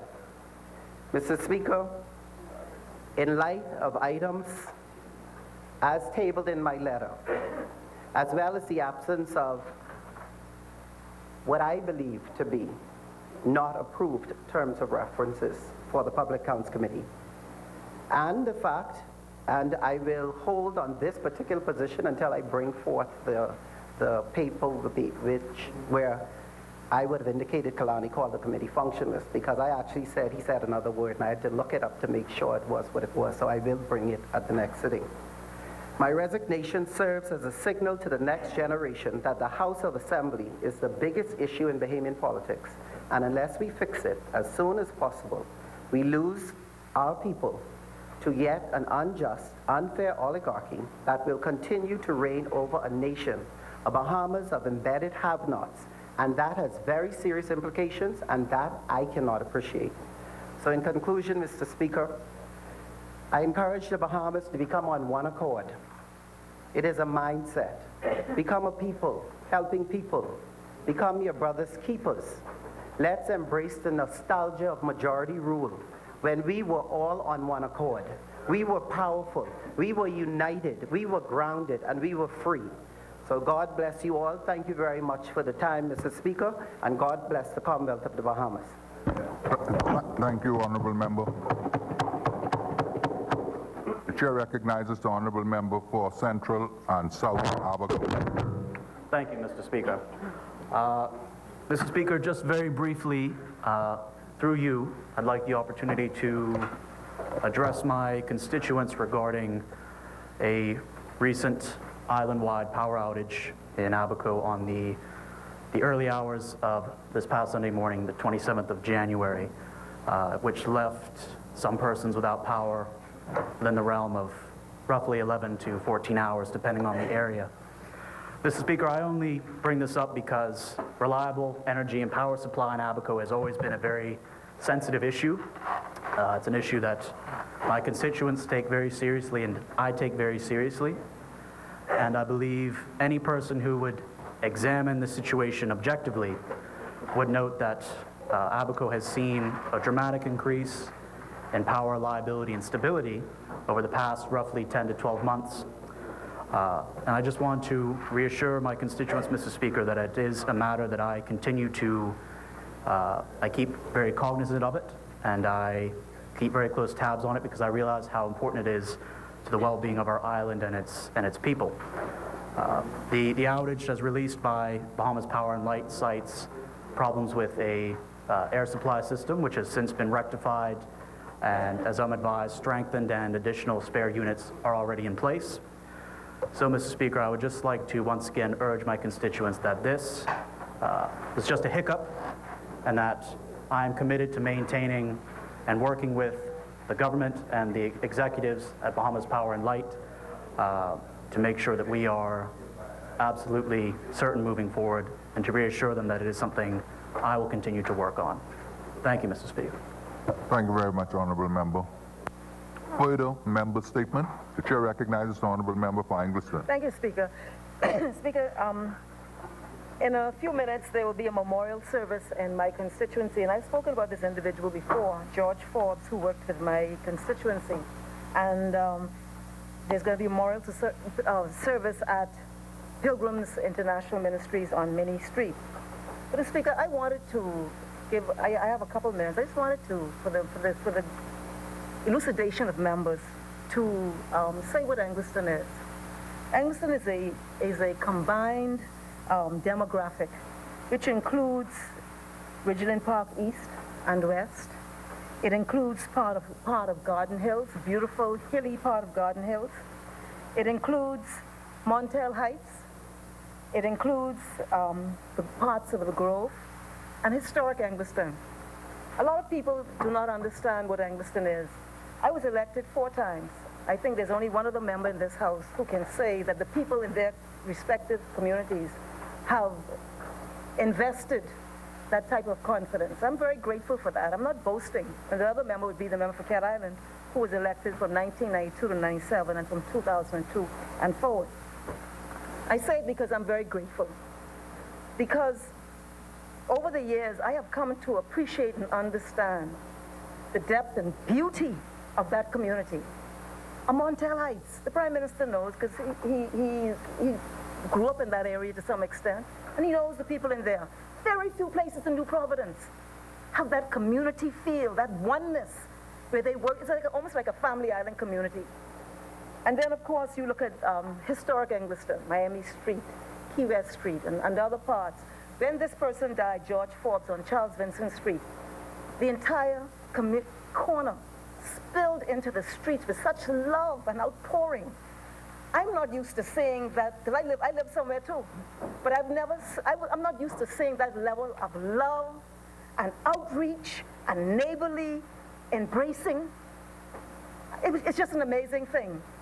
And so I don't want anyone, Mr. Speaker, in this House to misunderstand what Angleston is. It is a wonderful place. It has great people. It's a beautiful community in many respects, different in different areas. The Garden Hills area came in the last election. It's a completely different demographic. The member for Garden Hills will know he has one side of the street. I have another. Again, a beautiful community, beautiful. It has panoramic view of New Providence. And then the old Grove, the traditional Grove, people from Auckland and all those people settled in those areas. And so, Mr. Speaker, I don't ever, want to feel that there's a misunderstanding in this House as to who the good people of Angleston are. They don't need to be held up for any query or questioning. They're a great community.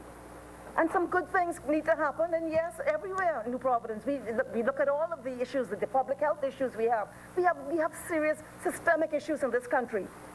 Mr. Speaker, I will not sit in here and accept anyone to make it be known or to give some impression that there is something lesser or inferior about the people of Angleston. They're great people. And I am proud and privileged to represent them. And today at this memorial service, we will be celebrating the life of a wonderful patriot. Not just because he was a PLP and supported me. No, because he was just a wonderful, great, hardworking. He exhibited all the great values of citizenry in our country. So, Mr. Speaker, I just wanted to take this moment to uphold the people of Angleton, the great people of Angleton, Speaker. And I want to thank them for giving me the opportunity to serve them.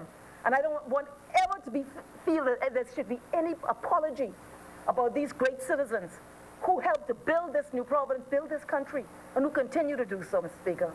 Thank you. Thank you, Honorable Member. The Chair recognizes the Honorable Member for West Grand Bahama and Bimini. Thank you, Mr. Speaker. I take this opportunity to inform all constituents of West Grand Bahama and Bimini of a very important town meeting that will be held at the Mary Magdalene Parish Hall, which is going to be tomorrow, Thursday, at 7 p.m. It will be held by local government and admonish all residents to come out and hear what we have been doing within that community, and at the same time to inform them of a situation which we have been faced with for quite a number of months relative to a makeshift dump site at the entrance of West End. I do believe that once those persons would come out there, questions will be answered as to that situation, and we are happy to inform them that the matter has finally gotten the attention that it deserves, and they should see some work in very short order.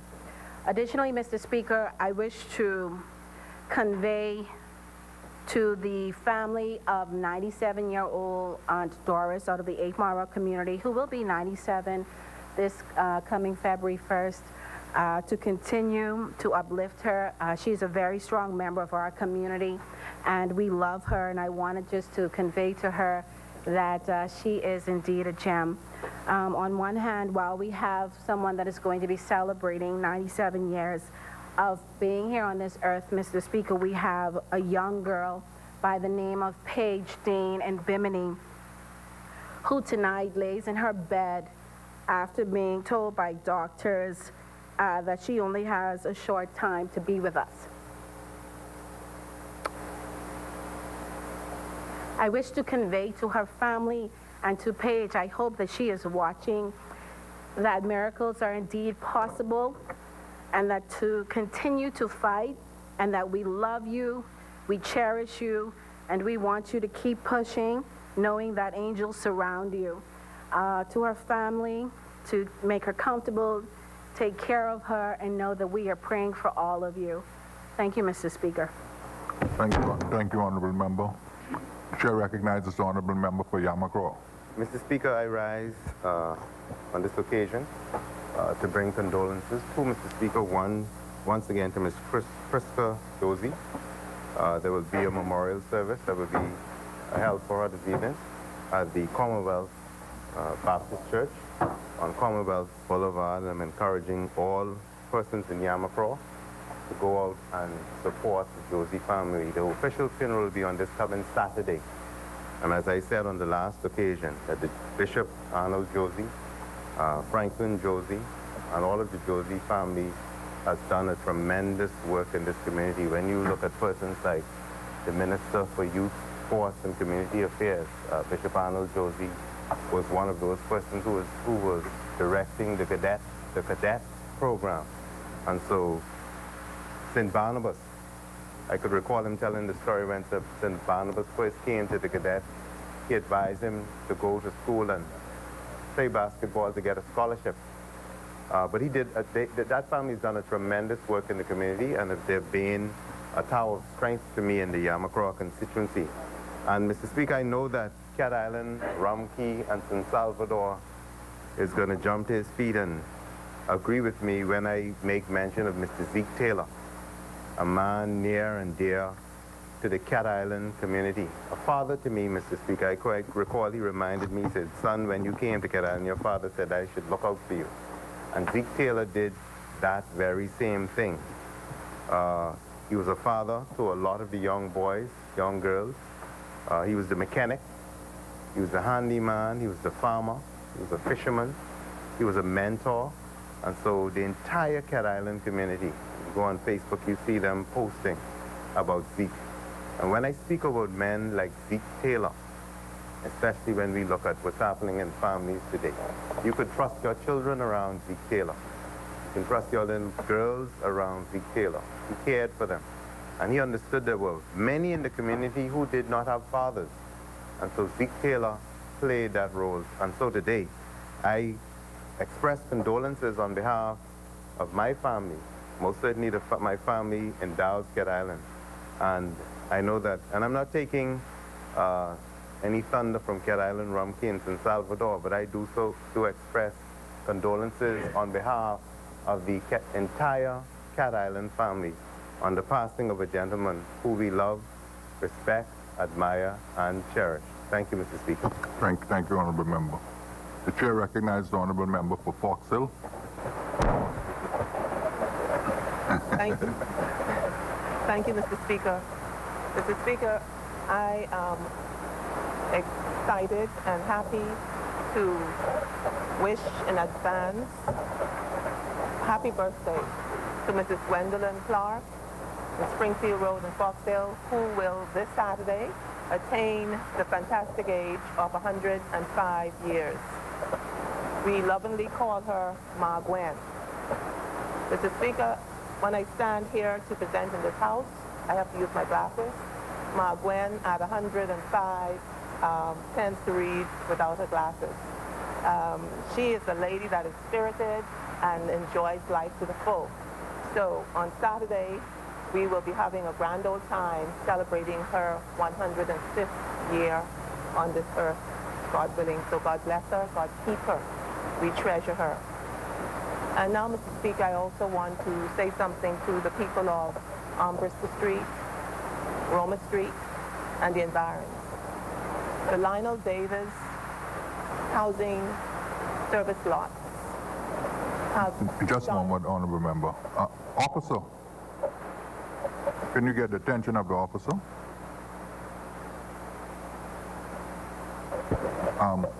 We're being disturbed by that loud disco music. Thank you, Honorable Member. Continue. Yes, Mr. Speaker. Last week in this House, we spoke about the service lot in the Lionel Davis estate in Fox Hill, and what an honor it was for these lots to be named, this estate to be named in honor of Lionel Davis. Over the weekend, I found out something quite interesting. I was attending the funeral service for Senator Johnny Ann Dorsey's sister, Doris, and I ran into one of Lionel Davis's son, Berkey, and he saw my car, which says MP25, and he says, wow, I never noticed this before, but my daddy's car was also MP25. So I don't know what the story is in that, but there you have it, quite a coincidence. But I spoke during my presentation about a special dilly tree on this lot. Now, it mightn't mean much to people elsewhere, but this was a special dilly tree to the people in Bristol Street, Roma Street, Francis Avenue. This tree was, I guess, about 80 years old. So, needless to say, the tree was taken down, and the people are distraught. I have gotten telephone calls. I have had many, many complaints about taking down the tree. This tree served as a spot where even if you're walking and it's raining, the tree was so thick and the leaves so tightly together that you can stand under there and shelter from the rain. And the assistant clerk of the House knows of which I speak. So I want to say to those people, there is a piece of the tree left, and if there's any way that we can resuscitate the tree, it'll probably not be what it is or what it was in our lifetime. So I want to convey to you our apology. We don't know how it happened. We are investigating, but it was never meant to be. And so Mr. Gardner and Ms. Selma and all of you in Roma Street and Bristol Street, please accept our sincere apology, and we'll do what we can to make matters right. Thank you, Honorable Member. The Chair recognizes the Honorable Member for East Grand Bahama. Mr. Speaker, on behalf of the member for West Grand Bahama, she wanted to express condolences to the family of Drexel Martin, who recently passed, and to let them know that her support and prayers are with them as they go through their difficult period. The reason I'm speaking is because she's not allowed to stand up again. And so she wants to know that they are in her thoughts. So, Mr. Speaker, I rise just to advise the residents of Grand Bahama that the Grand Bahama launch of the Small Business Development Center is scheduled for Thursday, tomorrow, January 31st, at 6 p.m. at the Bishop Michael Eldon School Auditorium. And we do want residents who are interested in entrepreneurship, who are interested in getting into business or want to explore the opportunities that are available through the Small Business Development Center to come out and to hear from the executive director, myself, and other partners as to what the center is all about, the establishment of the office in Grand Bahama, and the services that it will provide. The meeting a separate meeting will be held in the West End Town Hall. Sorry, it was scheduled to be on Monday, February 4th. However, there's another function that is conflicting with that meeting, and so we're going to postpone the meeting for the West End part of the constituency until a later date, but we will advise residents of that specific meeting in short order. But they are welcome to come to the meeting in Freeport tomorrow night if it is convenient. Lastly, there's a meeting going to be held at the East Grand Bahama St. Nicholas Anglican Church on Saturday, February 2nd at 6:30 p.m. To, again, talk about the Grand Bahama office of the Small Business Development Center to ensure that they understand how they can benefit from the services offered, to let both East and West know that this is not a program that is Freeport-centered, but one that is intended to benefit and to help develop the entire island of Grand Bahama. I also want to let the other islands of the Bahamas know that this program is not restricted to Nassau and Freeport or Grand Bahama.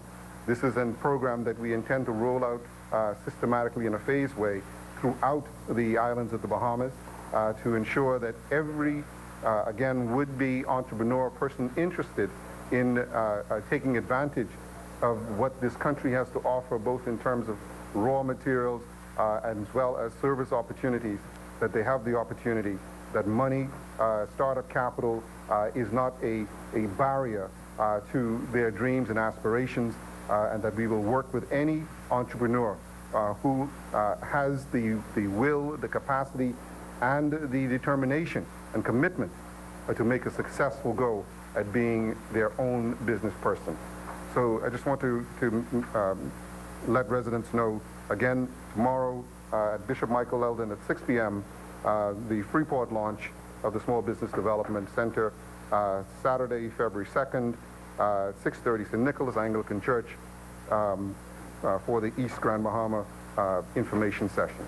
Thank you, Mr. Speaker. Thank you, Honorable Member. Chair recognizes the Honorable Member for the Exumas and Ragged Island. Thank you very much, Mr. Speaker. I will be brief. Firstly, I'd like to invite the residents of Exuma to a youth symposium tomorrow, 9 a.m. to 3 p.m. at the Mount Thompson Heritage Site.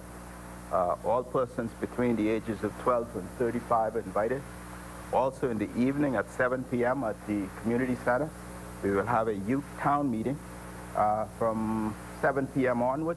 The same ages are invited to attend. The event will be carried live by Clint Watson and Eyewitness News, etc. Mr. Speaker, thirdly, I'd like to formally thank the Minister of Education for responding very swiftly on the Black Point matter. I wish to thank the people of Black Point for standing up and speaking up, and to thank them for their patience and their long suffering. Thank you very much, Mr. Speaker. Thank you, Honorable Member. The Chair recognizes the Honorable Member for Marco City. Thank you very much, Mr. Speaker.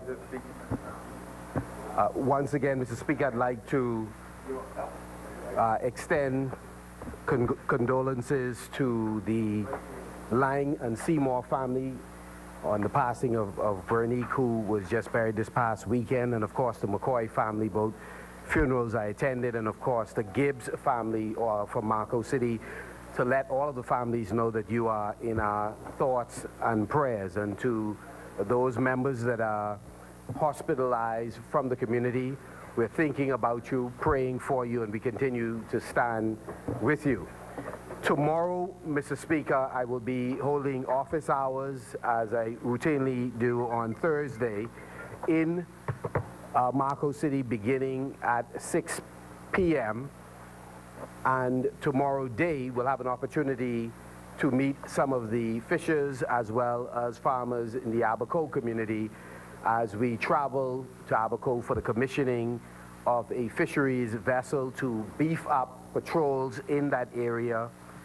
We will continue to roll out various equipment required for the protection of our environment and various marine species. Finally, Mr. Speaker, on Friday, various things are going on. We want to send a special shout out to all of our sailors who are participating in the Exuma Regatta, the Farmers Key, on Friday and Saturday of this week. So I want to send a special shout out. Several of the representatives from Parliament will be coming down to the regatta. And I also want to extend condolences to Baba J's family. I grew up in Angliston, one of the neighborhoods that I lived in for a period of time, and of course his barber shop was a staple, and he is going to be missed greatly. I look forward to meeting more members of the family, but I want on this occasion to once again, as I have already in a public statement, extended condolences to the family of Eliezer Johnson. He will be missed tremendously. And then finally, Mr. Speaker, on Friday, we're having an environmental walkabout, and we are happy to partner with the government as well as with the Port Department in terms of moving through the Marco City constituency, continuing to identify spots that need to be transformed. And we're looking forward to working with residents in those areas to cleaning up the community. And to all Bahamians, no matter what your challenges are, no matter how much you hear from the naysayers, whether they wear red or they wear yellow, you have to keep the faith. The bottom line is our role as leaders is to help transform people's lives and not to fan the flames that exist or to raise the misery index. I encourage you, as we stand with you, keep the faith. Thank you. Honorable members, we are at the end of member statements. The chair recognizes the honorable member for Cat Island, Rumkey, and San Salvador. Then I'll be compassionate. The chair recognizes the honorable member for Bamboo Town. We are at the 7 o'clock hour. Mr. Speaker, I thought it's been done by 7, but it appears as if we're going to be going over 7 o'clock. So I do move a motion that the business of this House continues beyond 7 p.m. tonight. Is there a seconder? It has been moved and seconded that the business of this House do extend beyond 7 p.m. this evening. As many as are in favor will remain seated. Those who oppose will stand. The business of this House will extend beyond 7 p.m. this evening. The chair recognizes the honorable member for Cat Island, Rumkey, and San Salvador. Mr. Speaker, I thank you for claiming my indulgence, and also the leader of government business. Just that I would have been remiss not to lend my voice to the condolences expressed by the member of Dowd from Yamacraw in the passing of Zeke Taylor. Not a person who came amongst us, not a Cat Islander, but came amongst us and became one of us. And for that, I wish to express my condolences to his family, particularly Rudy, Dan, and Delarese, and some of the children. Also, I mean, the Grim Reaper has done in Cat Island over the last couple of weeks. We lost Herbert Knowles, a former member of this House, and a member of former members of the Cabinet, a person whom I succeeded in as the Member of Parliament for Cat Island. Again, to his family, I extend my condolences. We lost Winifred Roll and Beulah Hart out of Oldbite, and again, to those families, which I'm a part, I extend my my heartfelt condolences. I'll be remiss also if I do not extend my condolences to the sailing barber, Gary Johnson, on his passing, and my condolences again to his family. And as I'm out of time, I also say to them, may their souls rest in peace. Thank you, Honorable Member. Honorable members, I thought it would be prudent to bring closure to this matter as opposed to extending it into next week. The Honorable Member for Centerville has indicated that he's discovered the date, and since that statement is also incorporated in the penultimate paragraph of his letter, I thought we would make the insert so as to bring clarity. Thank you very much, Mr. Speaker. The date of the article which I referred is October 1st, 2018, done by Rashad Roll at the Tribune. And Kilani had indicated he wanted to ensure that the context in which he would have said that. And he would have said, so if the Auditor General bought nothing, the park was functionless. And so based on what I would have read, it would have appeared to me that as long as we are not getting information from the auditor's report, that it was functionless. However, when reviewing the context, I would expunge the fact, based on context, the fact that he would have been referring maybe to park prior or what have you. But I just want to make sure that it's clear that if the member for Kalani thinks that the committee is functionless, I mean, I will adopt that word from his context and say, I believe it's functionless. But let him know, if Kalani would like to say, but again, the position I've taken is that we would expunge it, even though it is said in this that that the park was functionless. He can state the context, and we will leave it there. Thank you, Honorable Member.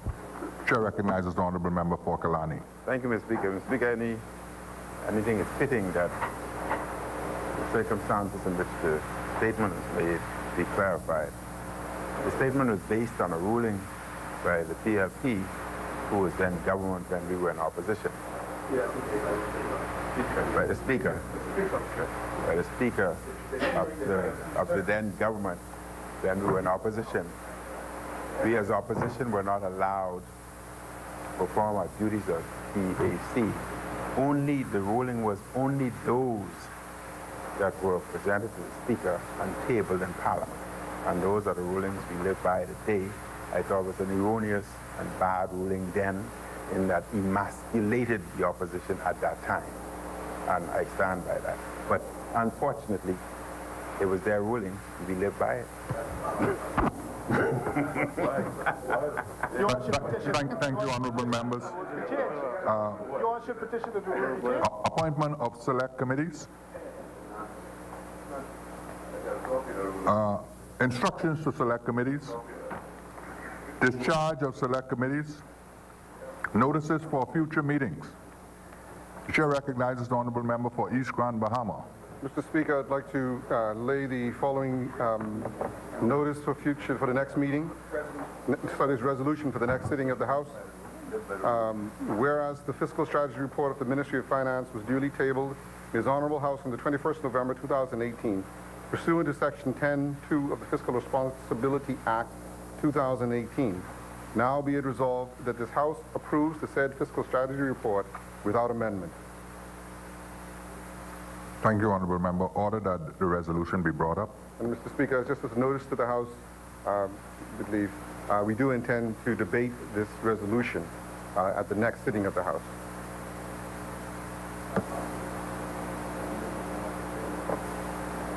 Pardon me?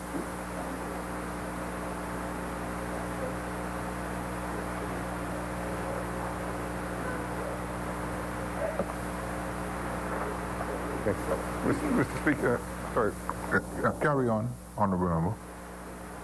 Mr. Speaker, the... Oh, sorry. Go ahead. Order that the document do now lie on the table. Mr. Speaker, just for notice of the House and for the public, the Fiscal Responsibility, the Fiscal Responsibility Act does require that this fiscal strategy report be tabled before the end of January, which would be tomorrow. Passed. Sorry, debated and passed. Unfortunately, we're not able to do that. We had intended to do it today. Unfortunately, we're not able to do that. And so we will be 1 week delayed. But as this is the first such report, and no objection from the side opposite, we will certainly, as I said, at the next available opportunity, which is on the next week, Wednesday, we will debate this strategy report so that it can go forward with any amendments that are necessary so that we can have the basis for the preparation of our budget, as you know.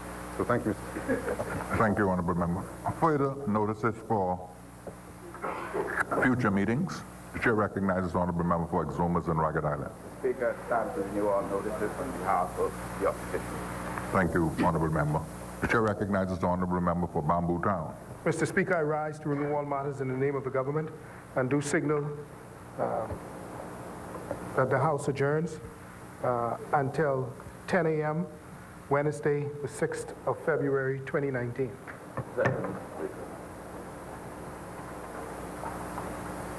Honorable members, it has been moved and seconded that the House adjourns to 10 a.m. Wednesday, the 6th of February, 2019.